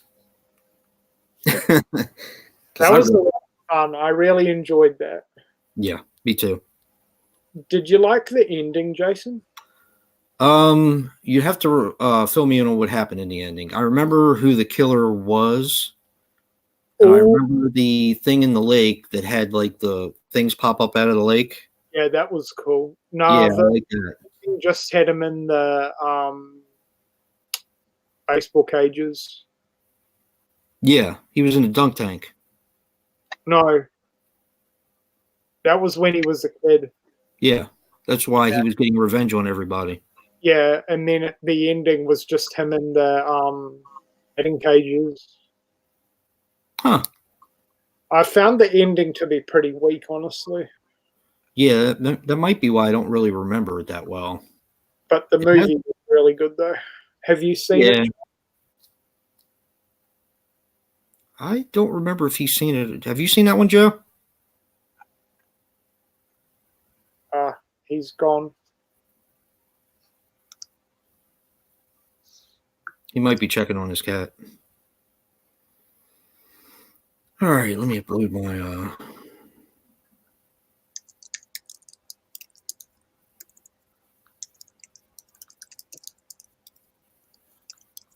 Yeah, I'm gonna take a lot of shit this week, Andrew. Really? Yeah. Well, I give shit. Thanks, Greg. I don't know if you've seen it. If you have, you probably hate it. Have you seen Billy Club, Joe? No, I haven't. Yes, finally a slasher movie I've seen, but Joe hasn't. If you go modern, there's a lot of ones that he hasn't seen. That's usually where I end up. Yeah, I'm picking up more stuff for him older or- slashers. Yeah.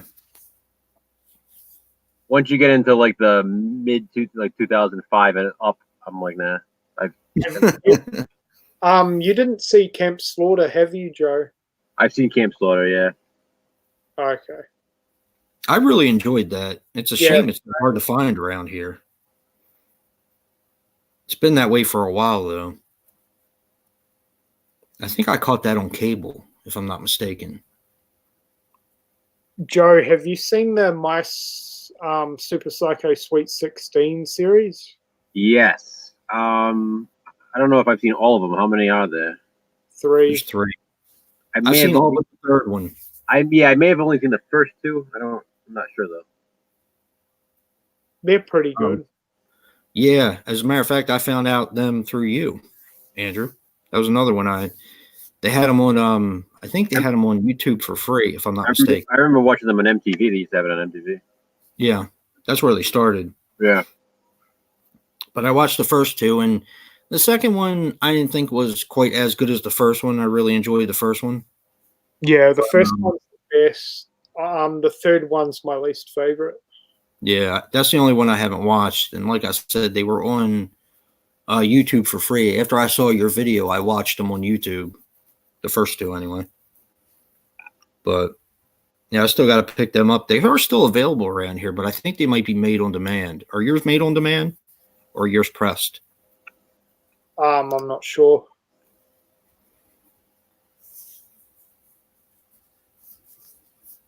I think Yeah. I from Amazon America. Yeah, whatever they were. Yeah, they're still selling them. I got to pick them up. There's Sean. There he is. My bad. I ended up hitting a button, the wrong button by accident. Got knocked out of the screen. I've done it Joe, before. have you seen High Lane? Oh, That's good. yes, and I'm scared of heights, so Yeah. it makes me very uncomfortable to watch it. I might try and review that for one of the themes, actually.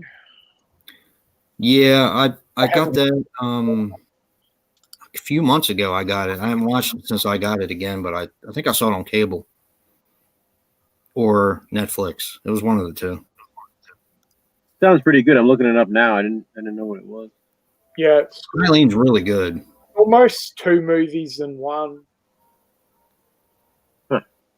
Like, kind of like Andrew, I forgot to tell you. I went and ordered that zombie film, Train to Busan or whatever it's called. Oh man, oh man, you're in for a treat with that. yes, you are. Yeah, you definitely recommended that to me a couple times, and then I seen other people picking it up and talking about it, and I thought about it. I was like, you know what? I haven't heard one bad thing about this film, and it's only me neither. $10, so I'm gonna pick it up. Hands down, the best modern zombie film. Without a doubt. And you know what's funny is you recommended that, and I started watching it. And when I started watching it, and you probably know the part I'm talking about with the guy on the road, the guy who was infected. Mm-hmm. I was like, this don't look like anything. By the end of the movie, I was almost in tears. It's really good. Really good. There's a sequel in the works, I believe, and then there's an animated prequel called Soul Station. That's on, I can't remember if that's on Netflix or Prime, but I have it on my watch list. I need to watch that. Yeah, I haven't seen it. I mean, it's just such a good movie. Yeah, this is a blind buy for me, so as soon as I get it, I'm gonna watch it. It's a little over 2 hours, so it's a little bit of an investment, but It's a Korean film, right? Yeah, yeah, subtitled too. Gotta love Koreans, right? yeah.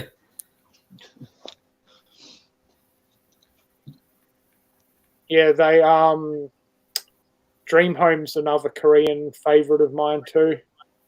Yeah, that movie's badass. I like that movie. I don't think I heard of that one. I hadn't either before I watched Andrew. He recommended it, so I picked it up and I loved it. I think we probably have the most similar tastes, Jason. Yeah, I give a lot of horror movies passes that I wouldn't give other movies, because, well, I mean, I love the genre, but like acting, if the acting's atrocious, it doesn't really bother me that much. I'm a CGI bothers me. In most cases, bad acting lets me keeps me entertained even more. In most cases. True. I mean, unlike the girl in slashers, stuff like that, it's just, come on, it's too bad. But right, and the girl from Triggered that I just watched recently, which I really like that movie, but you literally want to punch this girl in the face. I mean, I remember that review. You literally wanted to punch her in the face. It was crazy. But for some reason, I ended up rooting for her at the end. I mean, she grew on me. It's just really weird. As long as slashers have decent kills, I'm pretty lenient. Yeah. Yeah. I haven't yet, it's Danny, funny. but I definitely want to check it out. It's funny though, speaking on that subject, the first time I watched Blood Beat, I'm sitting there watching the film. What the hell is going on? And I realized by the time I got to the end of it, the only thing I really enjoyed was the bad acting. Yeah. I mean, some of it was just thoroughly funny to me. Now, did you like that movie, Sean? I liked it for that fact, basically. It was just like such a slow burner and weird potential effect here and there, but I mean, I enjoyed it for what it was, but like as I'm watching it, I'm just like, this dialogue and acting is probably the funniest shit I've seen in a while. Yep. Ron asked, has any of us seen Parasite? No, not yet, but I want to though. Yeah, a lot of people have put that as their favorite movie of the year. So that's a 2019 film. Yeah. I believe I've seen some people presenting that in their haul videos or something. Last year was so frustrating for horror movies over here because some of them we still don't even have Blu-ray releases for yet. Yeah. So I haven't seen a lot of them. So yeah. Yeah, I get that. Yeah, I mean, I just, a lot of times I don't understand why they release certain things over there and they don't, for other things. It just doesn't make any sense to me. But on average, we normally have to wait like maybe a month or two after they get released in America on Blu-ray. Yeah.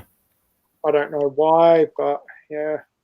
That's frustrating too, because you hear a whole bunch of shit about the movies and then you really want to see it, but you can't. Yeah, it's definitely frustrating, especially when you have money ready to weeks for Scary Stories. And when did that come out in America? Like November, wasn't it? Yeah. Yeah. It hasn't been out there at all? Not yet. I don't think it even got a theatrical here. That's crazy.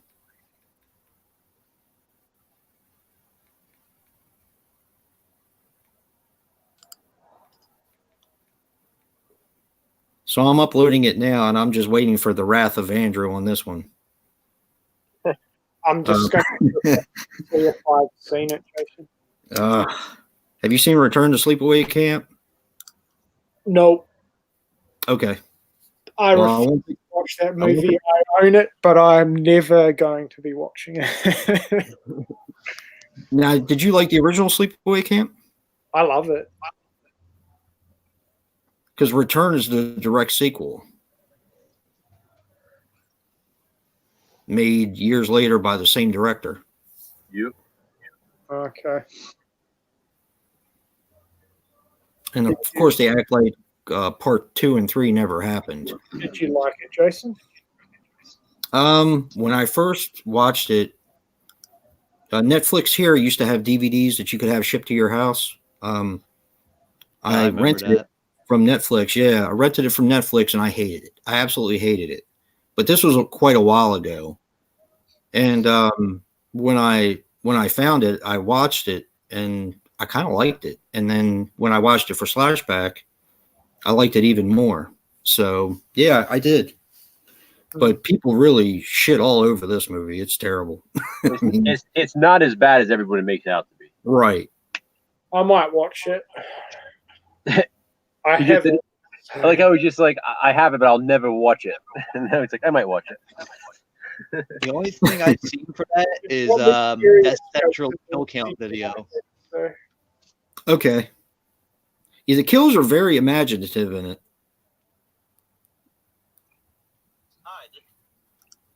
Joe, I have not seen the movie you reviewed. Yeah, I don't think a lot of people have.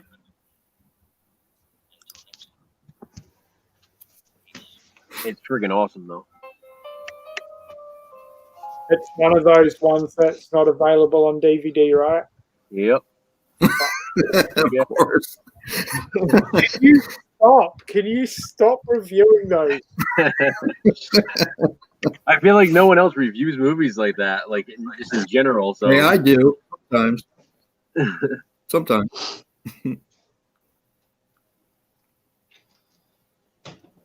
All right, we're up and ready to go.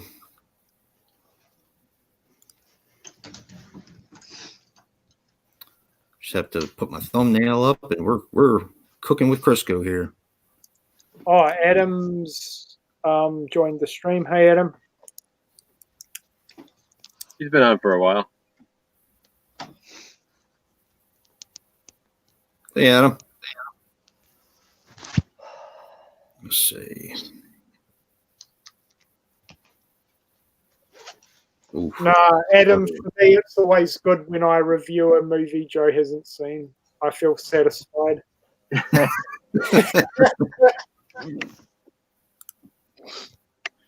Now, have you seen Trick, Andrew? The one from last year? Yeah. No, I was curious on your thoughts on that one. I haven't. All right. I'm up and ready to go.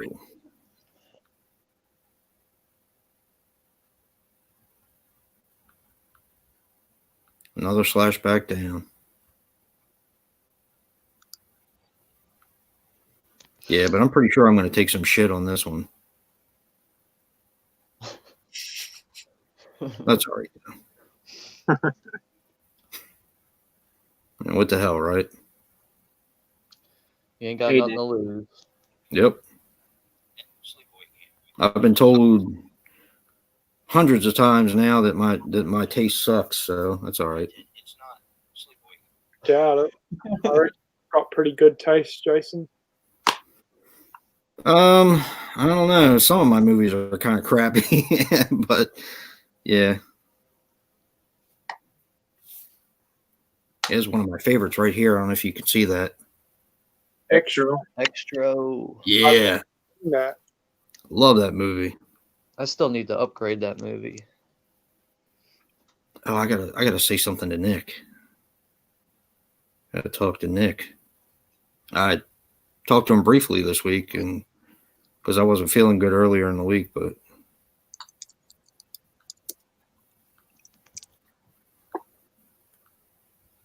all right, that's me.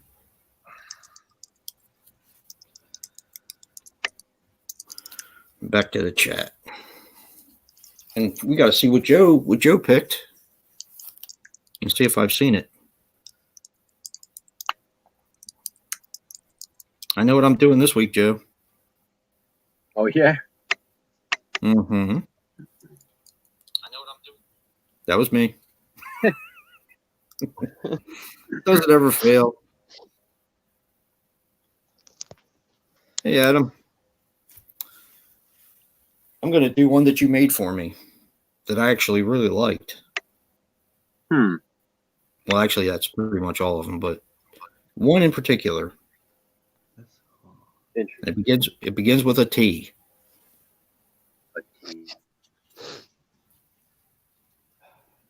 A T, huh? Yep. You did the Taken franchise, didn't you?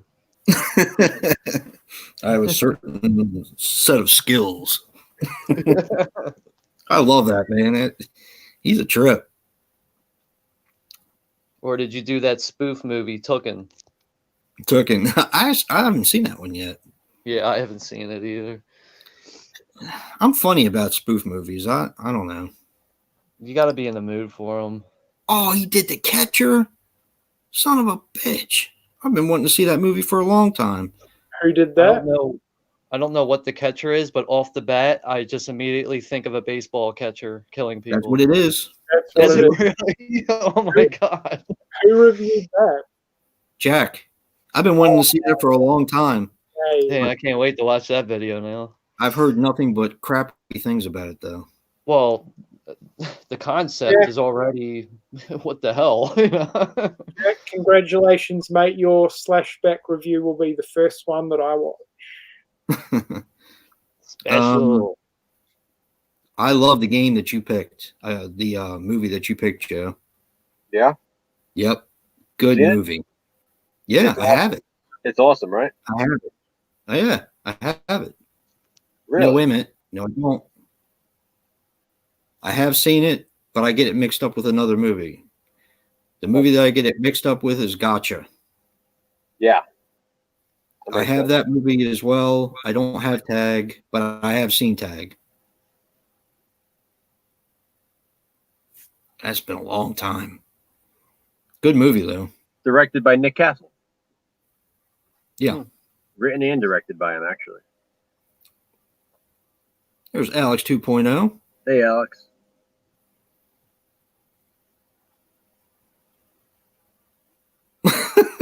Making fun of Brad.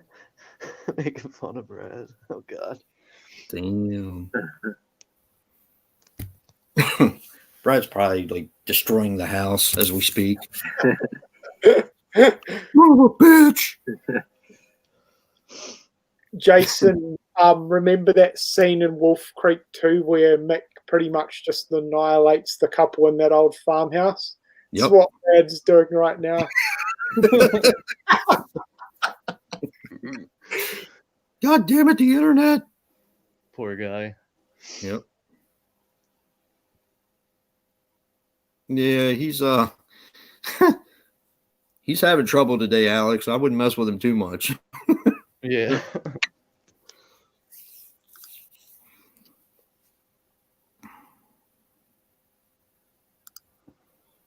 So let me guess. The thing you wanted to mess with him about was Joaquin Phoenix and Heath Ledger being the same Joker. Because I don't think so either, but I'm not afraid of him.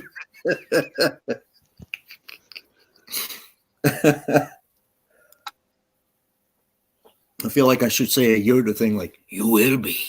You will be. Be you will. That always creeped me out, man. He gets his messed up face on him, and that part always creeped me out. Yeah, I feel the same way. I mean, I can see where he gets that, but to me, it didn't come across that way. It came across. They're just two very different characters in that. The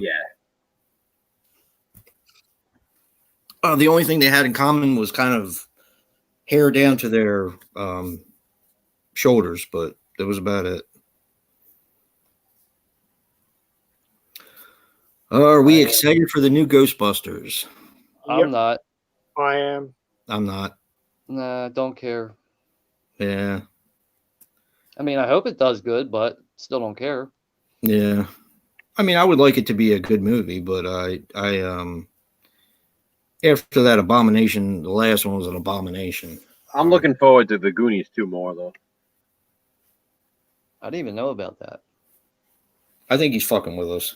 He's fucking with us, dude. I mean, he's gotta be. Alright, I'm like, what the fuck? Hey, you guys! I was about to jump off the stream and start searching the internet. No Goonies, no Goonies. The only Goonies 2 is on Nintendo. Oh my god. Yo, I never understood that. When I was a kid, I was always like, well, where's the first game? It's a sequel to the movie. Yeah. What a terrible idea. That's one movie they better never fucking remake. Yeah. Well, there's a lot of movies they already shouldn't have remade, but yeah, that's I'm one that they okay should. with remakes, but if you touch Jaws, you got a problem. Yeah. There's Brad. I knew he was coming with the Goonies sucks ass post. Yep. So, Goonies Sean, sucks ass. right? Brad has been timed out for 300 seconds. Has he? Did No. you time him out? No. Who do you think I am, Brad? Actually, should I? Because he did that to me one time. I think I probably should. Brad Jay, Boner. Joe, for Brad's comment, I have now replaced him as the third slash bro. You don't like the Goonies? You're out of here. That's it. Brad's gonna be a Goonie forever. Yep.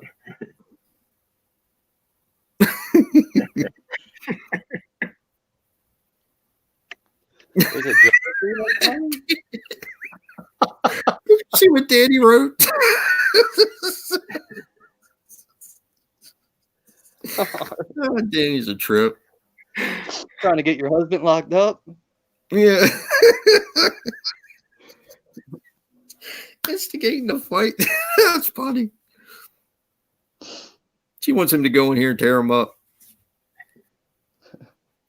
And then sit in jail for the weekend. Yeah.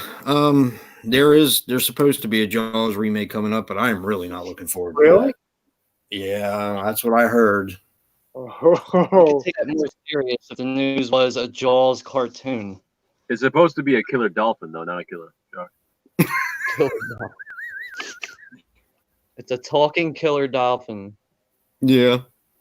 Jason, have you seen The Reef? Yes, loved it. Yeah. Yeah, that's a great shark movie. Mm-hmm. I have not seen that one yet. You'll That's- like it, Sean. You like Hamilton Book, right? You order from Hamilton Book, Sean? I did once so far. I think I ordered like 6 movies from them before. They have the Reef one there on Blu-ray for $5. Wow. Yeah, Well, I got to pick that up myself. see that? And I still need to see the 47 meters down or whatever it is. I like the first one. The second one I just got. I haven't There's a watched yet, second but one? Jesus. yeah, it's called Uncaged. Oh, okay. Yeah, you know, I'm Santa gonna see Claus is those great. films for the summertime. Actually, that's what I'm gonna. I'll probably see the Reef once the winter weather breaks. It's a really good shark movie. And then at Christmas time, you can watch The Reef. Yeah. that's a Joe joke. One that you might like, Sean.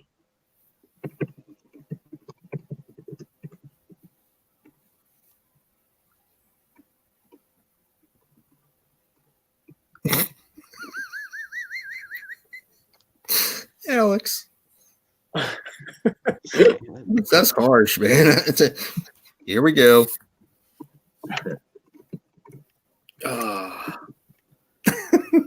Sit back with the popcorn and watch them duke it out.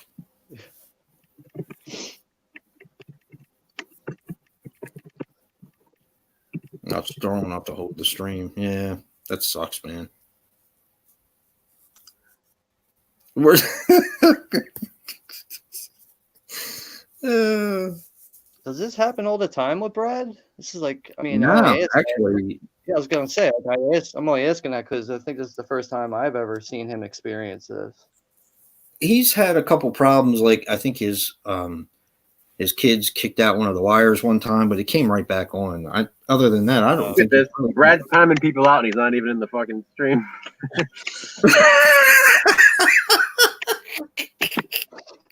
That's awesome. Bait is really good. I like bait.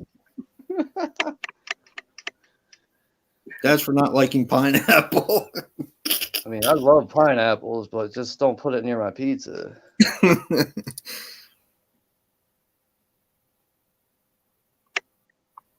Yeah, I'm getting the whole bed to myself. Have you seen Bait, Sean? Bait. That's another shark film, I guess. No, I haven't seen that. It's good. If I tell you the premise, you probably wouldn't want to see it, but it actually makes sense when they do it. It's sharks in a grocery store. But it makes sense. It's completely plausible. I got to see the trailer for that. Yeah. Sean, it was filmed an hour away from my house. Oh, really? I didn't know that. I didn't actually know that was Australian, I don't think. Yep, it was filmed at Coolangatta and the movie studios at Movie World. You see this, Jason? Brad Yeah, said I hear it. It's his stream. I know. Time him out, Joe. It's his stream. He's not on. Me and you have been here all night. Or on my channel, but it's his stream.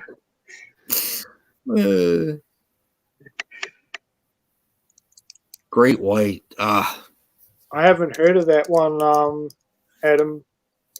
I like shark movies. Yeah, me too. Even Danny saying time him out.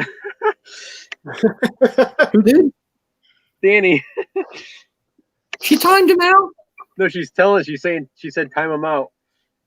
Oh boy. No, I don't want her to get I don't want to be the reason for yeah, I don't want any part of that. Yeah, just don't touch Jaws. I mean, I'm all for any shark movie that comes out. Just don't piss on Jaws. There's nothing wrong with it. It doesn't need to be remade. Yeah, but then again, I'd rather just see another shitty sequel or something. Yeah. You know what? They should just remake Jaws 4: The Revenge. Just remake that. Dude, that was one of my greatest disappointments. I was so hyped to go see that. And I went to see it with my father. And when you watch the beginning, it seems like it's going to be a decent Jaws movie. Yeah. And then once they go over to the Bahamas or wherever the hell they are, yeah, it's a total piece of shit after that. Yeah. So just keep going. Now, I got to say, though, like, I know the first time I seen Jaws that really got me into the rest of the films. And the first time I seen Jaws: The Revenge, that opening scene when Sean Brody's attacked. Yeah. That scared the living shit out of me when it's I was vicious. It's great. And then once the film shifts over after his death, it just loses its luster right away. Yep. It's a total piece of shit. Like the opening credit, it's like, wow, like, all right, we're gonna get a good shark movie, and then after that scene, it just turns to shit real fast. That's what I thought. And I can't believe they went back and tried to fix the ending, and they managed to make it worse. Yep. That is because actually the original ending is kind of cool in a way because you see the shark stabbed and he's floating to the bottom of the ocean. Yeah, it's bloody. The fish getting blown up with a firecracker. Yeah, it's terrible. It's I'm embarrassed to say that I saw that in the theaters. Wow. That takes a lot to admit that. I saw Jaws 3D twice in the movie theaters. Wow. In I my like Jaws opinion, movie. man, it's actually a toss up between 3 and 4. Like, which one's really the worst? I can't really decide. The Oh, SeaWorld thing is four cool. is I like that SeaWorld. terrible. I just looked up that Great White movie, and it sounds pretty cool. It's about 5 passengers who have their seaplane destroyed in an accident, and they're trapped on a raft with the shark. Nice. Yeah, It does sound good. It sounds different too. Yeah. The Godfather of shark movies. I Jaws just read Revenge. that too. Yeah, I saw the first. Like I said, I saw 3D in the movie theaters just for the 3D, of course. Plus, I don't think we had anything better to do. But Yeah. Shit. I didn't Jaws mind it. I 3 mean, came out the the fact year I was that born. SeaWorld and yeah, I mean, it's not great. The worst part is the end when the shark comes towards and it looks like a missile. It's just terrible. It's Yeah. terrible. When it breaks the glass. Yeah, it's just oh man, it's embarrassing how bad it is. The shark looks like he's dead. Like he's just floating through the glass Yeah, because he's not moving. That's yeah, all right, it looks like a because damn missile. it's all right because Jaws 2 kicks ass, so it makes up. It for does. I love Jaws Jaws 2 is too. definitely a good one. I think one of the best parts about that film is when that girl is out on that ski boat thing and then the whole thing blows up with the Yeah. old lady. I think that's like one of the best scenes in the entire film. Great thing. One thing, like the only thing, remember the scene when the shark's already burned? He's got the scar on his Yeah. face and he's trying to Yeah. attack the helicopter driver. You could like Yeah. see his head squish in. You could like tell for a second, like, oh, that's a big shark. Yeah. But they definitely had a lot of trouble with. I understand from even the first film and second film, they had a lot of trouble with that mechanical shark. So Yeah, Bruce became quite notorious. Yep.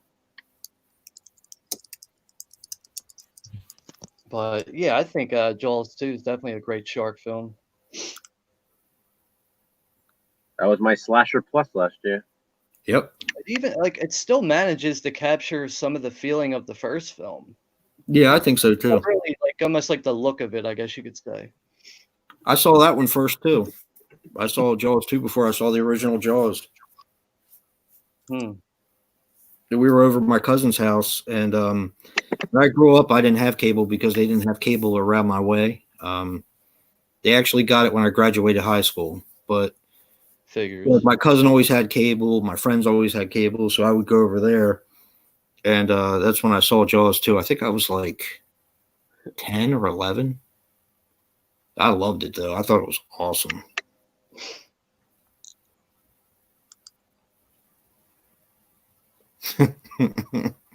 Here we go. I time them both out.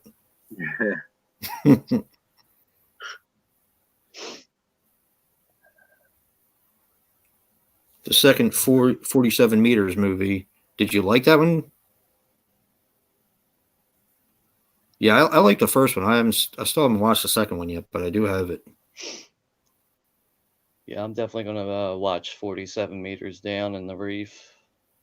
Probably, once the summer weather breaks. and this one.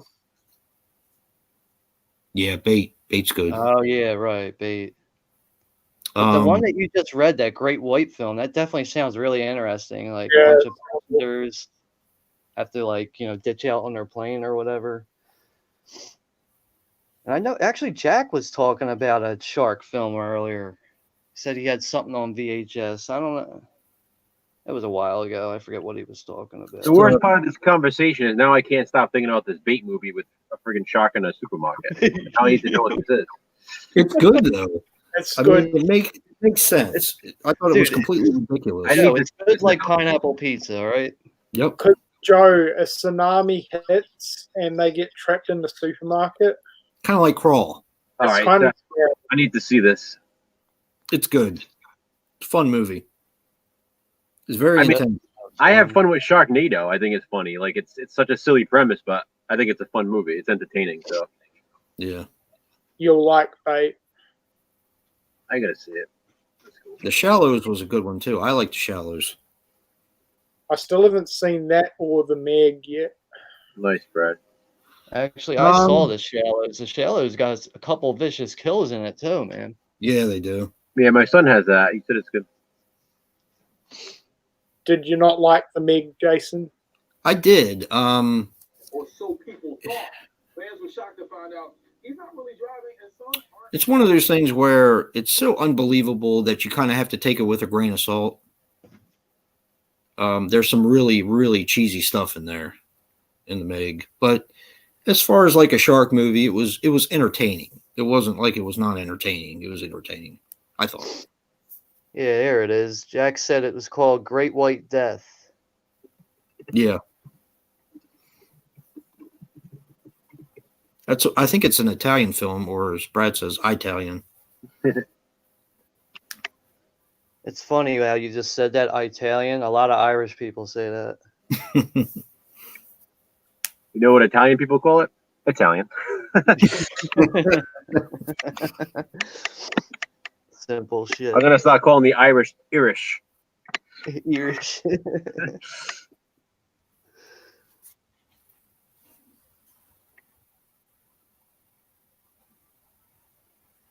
There you go, Brad. Makes sense.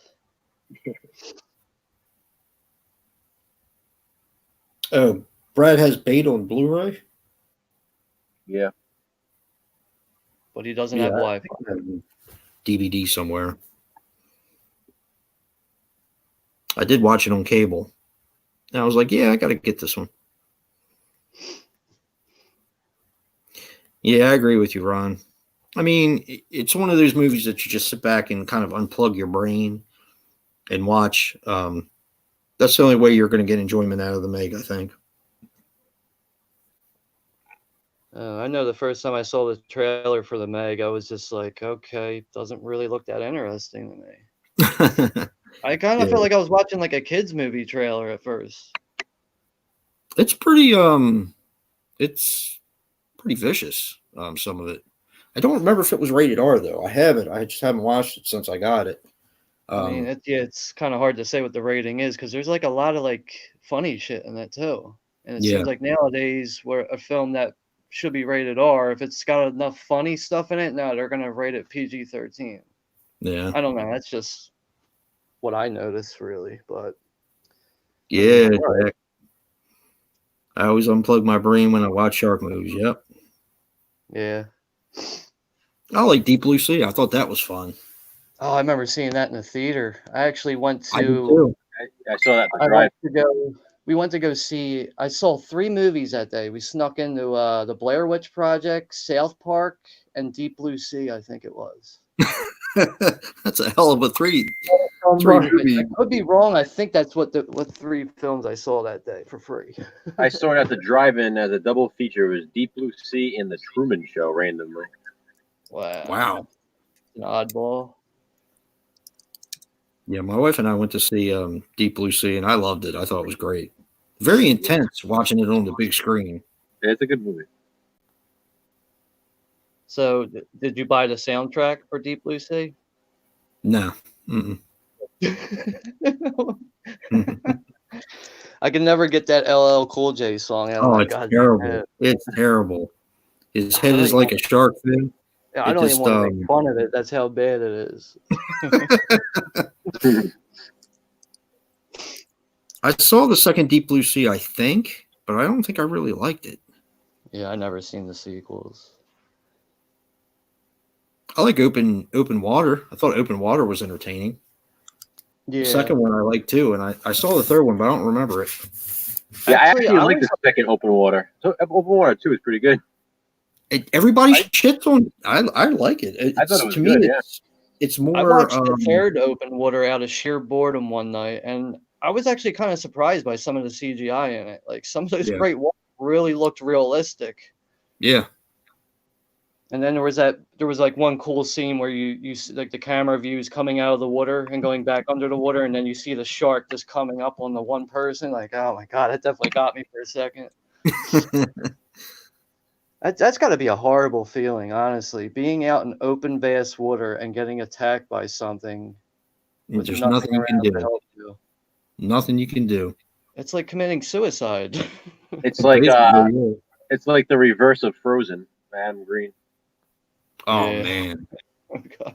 that fucking movie. That movie's awesome. That movie's great. Yep.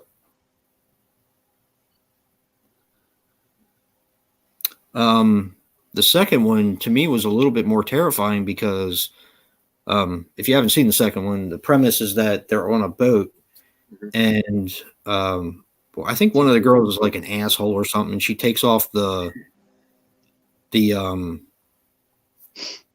ladder that you climb the boat into the from the water into the boat, and she takes it off. So they're basically there with the boat the entire time, but they can't get into the boat, and they're being attacked by sharks.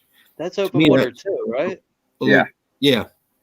You know what's Yeah. funny? If you ever look closely at that scene when it starts to get dark, you ever Yeah. notice that the boat doesn't move anymore? Because it's a set boat. That's why.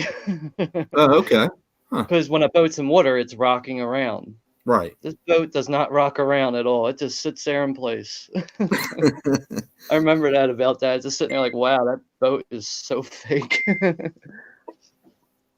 But I mean, I understand why they make those films. They serve their purpose. They're kind of Yeah. just one and done quickies, I guess you could say.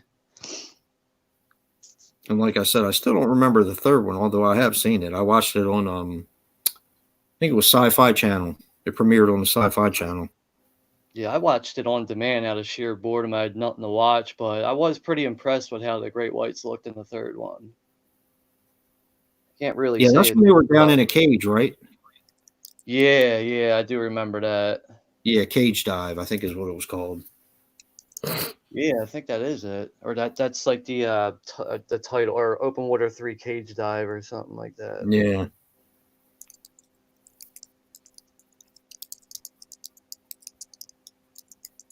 Yeah, I really think like just thinking on that subject of getting attacked by a shark. Like for me, I think like the worst thing ever is probably getting attacked by a shark or being buried alive. Yeah, there's the two. Have you ever seen Buried with Ryan Reynolds? Oh, You know what? What's his name? Horror Hands was talking about that film recently, and yeah, I good haven't movie. seen that yet.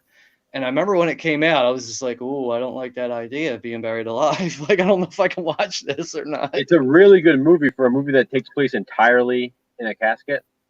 Yep. It's Yeah. really well done. Yeah, extremely. I'm glad you brought that up because now I definitely need to see that film. I need It's to freak good. It's good. I Yeah, bought 'cause that you- on Blu-ray from Me too. I got Sun it. Coast Pictures for like $1.99. It's good. Yeah. Yeah, I Sean, definitely gotta I'm not get sure buried if now.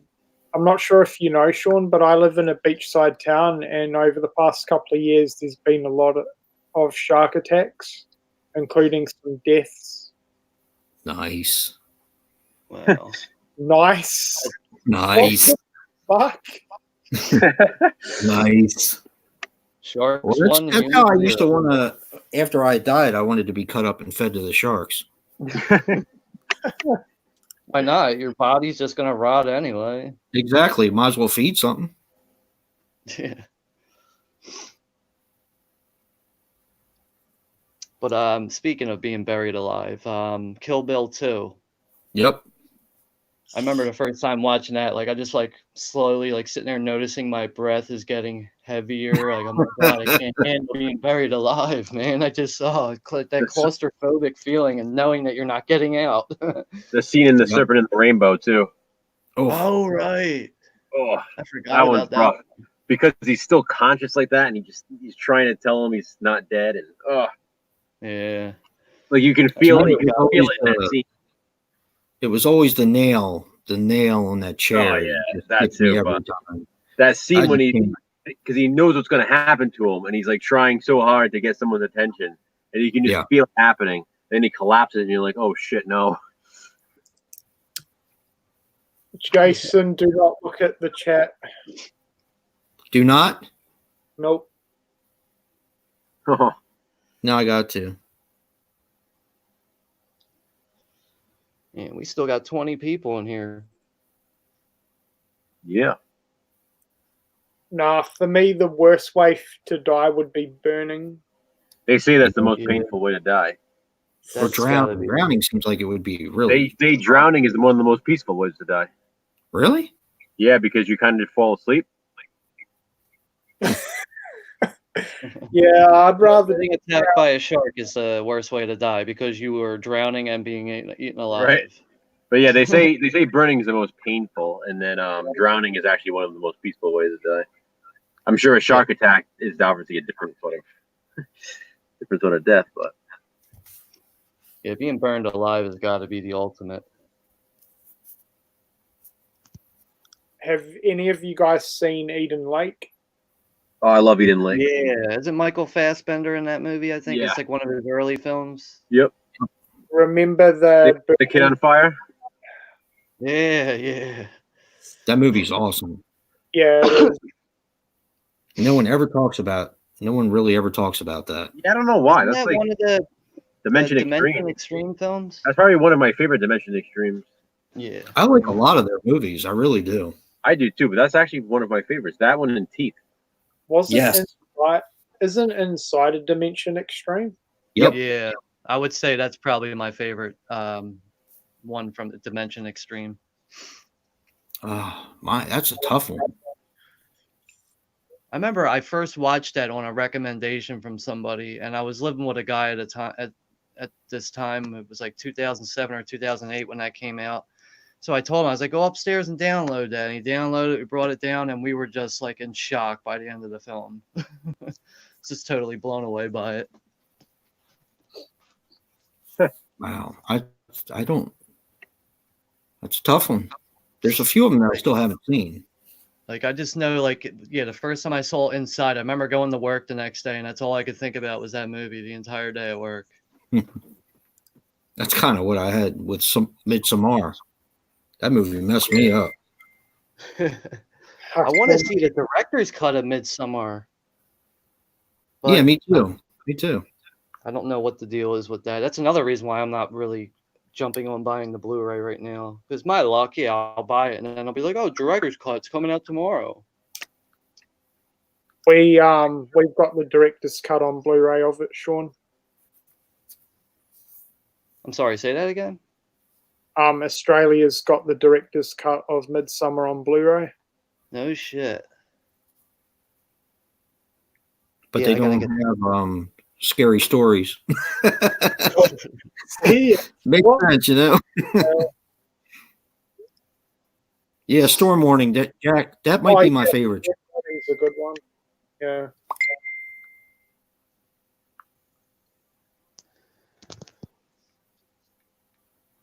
Nice one, Hobbs.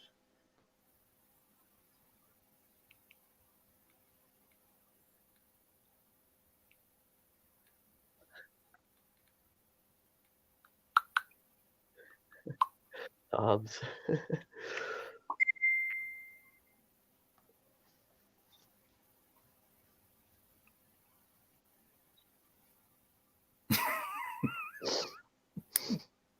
Yep.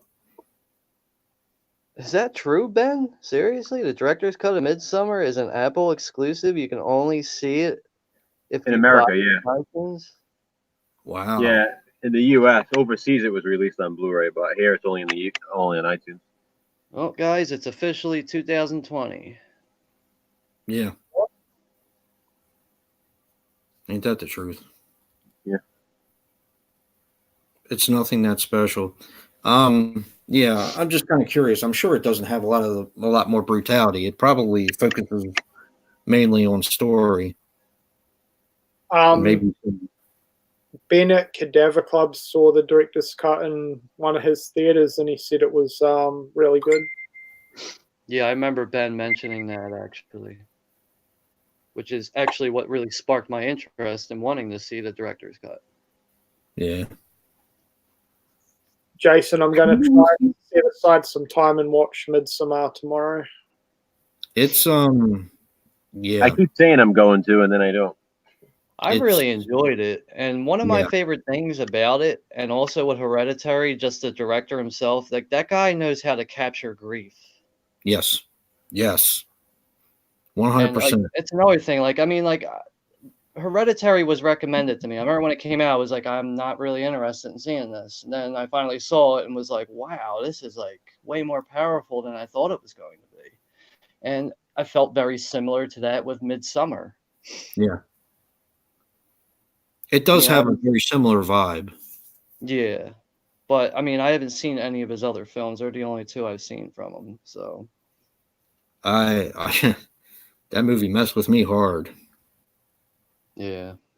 I really liked it though. It's really good.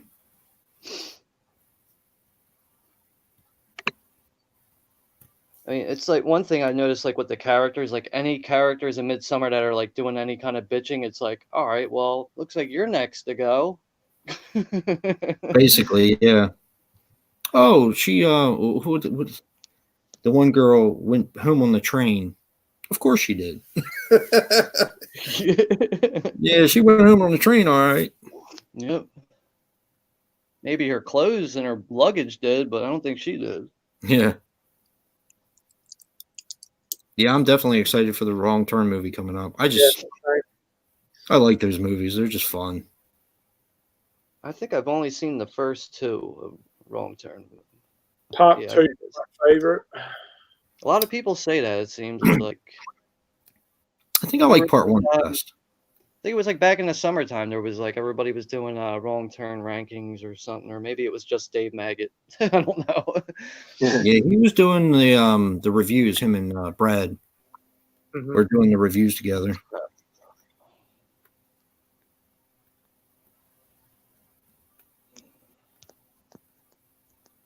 Oh, that's cool, Jack. I didn't know that. That's cool.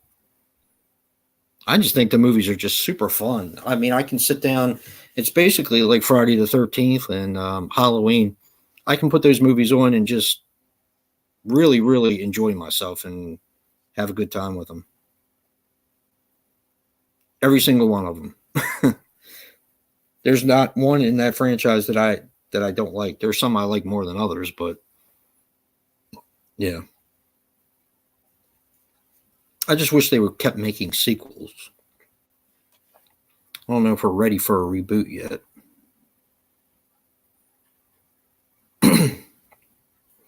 You and Dave did the Wrong Turn reviews.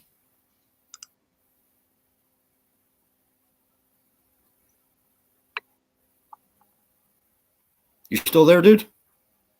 I'm in. Sean? Nah. Oh, yeah. Tablet just shut off.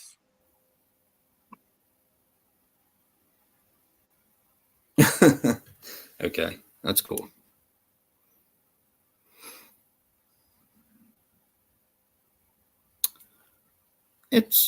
I mean, I look at it this way. The Wrong Turn movies aren't everybody's cup of tea, but I've always had fun with them.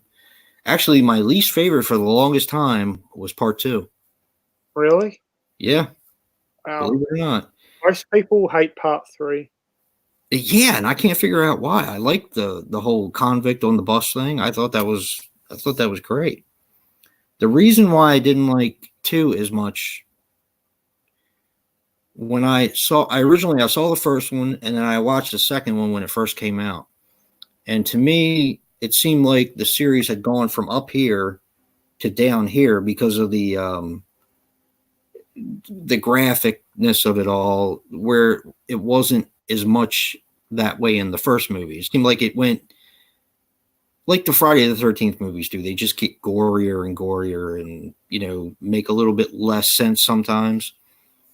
But when I started watching the rest of them, I started to love part 2 again because, I mean, not everything is going to be like the one you like the most. So that's the best I can explain it.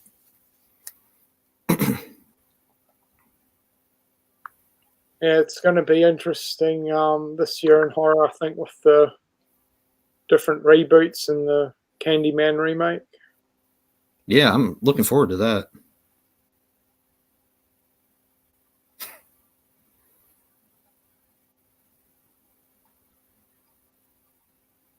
Yeah, a lot of people have Wrong Turn too. Mine's the first one.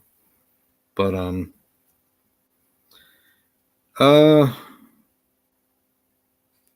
Garden Tool Massacre. Yeah, me too. I like the Monster Squad. It's just fun as hell. Then 2, 4, 5, 3, and 6. A lot of people don't like 6. And I guess I get it. I mean,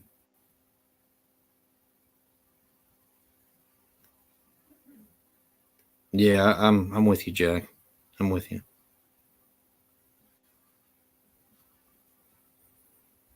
Hopefully we'll get some good ones out of it.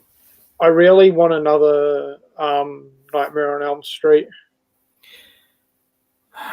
I would too. I would like it to be with Robert Englund though. Mm. I mean, not that Or I another. believe me, I don't think that Jackie Earl Harley did a bad job. It just, I thought he was great. They just did a terrible job with the makeup and the CGI. yeah. His portrayal of him is good though. I mean, if it's not going to be Robert Englund, then I think Jackie Earl Haley was a great person to fill his shoes somewhat. You know what I mean? Yeah. I think he did. I definitely think he did a great job with the role. See you, Ron. Well, look how well James Dew Courtney did Myers. Like, it is possible for someone new to come in and take over. Exactly. True. Very true.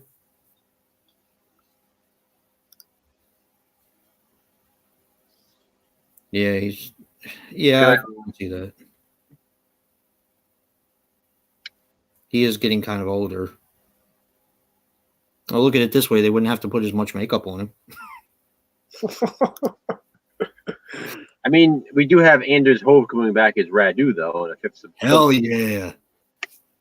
I do know Robert Englund starred in a special Nightmare on Elm Street episode on the Goldbergs. Yeah. He said he'd be willing to do one more. He said he said he has one more in him. So who knows? Hey. Huh? I'm hungry. Me too. What you gonna make us? Eh? That's not nice. Yeah, new Leprechaun was awesome. Yeah. I had so much fun with that. And it really lifted my spirit for slasher sequels.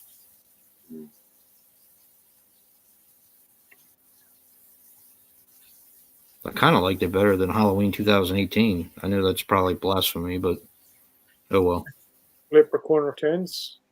Mm-hmm. I mean, I thought it was a better direct sequel, in my opinion.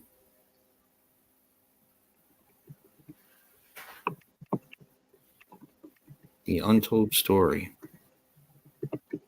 I don't know. I don't think I've ever seen that one.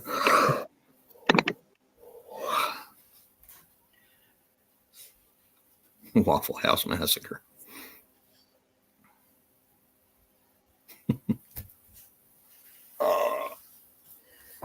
All right, guys. I think that's it for me. Yeah, we'll probably end right here anyway. It's 1 o'clock. I am burnt. So thank you, everybody, for joining us tonight. Fun as always. Make sure you get your Slashback videos up and check out everyone's videos. And make sure you guys don't forget about the top 20 for 2020 this week. Yeah.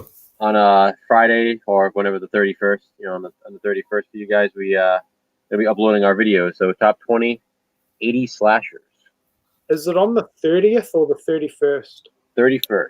Yeah, last day of the month. Next month it'll be on the 29th because it's leap year. Yep. So yeah. Brad, I hate you all. Watch. Right when we kick off, he'll get his internet back. Probably. Thanks, everybody. Good night. Yeah, good night.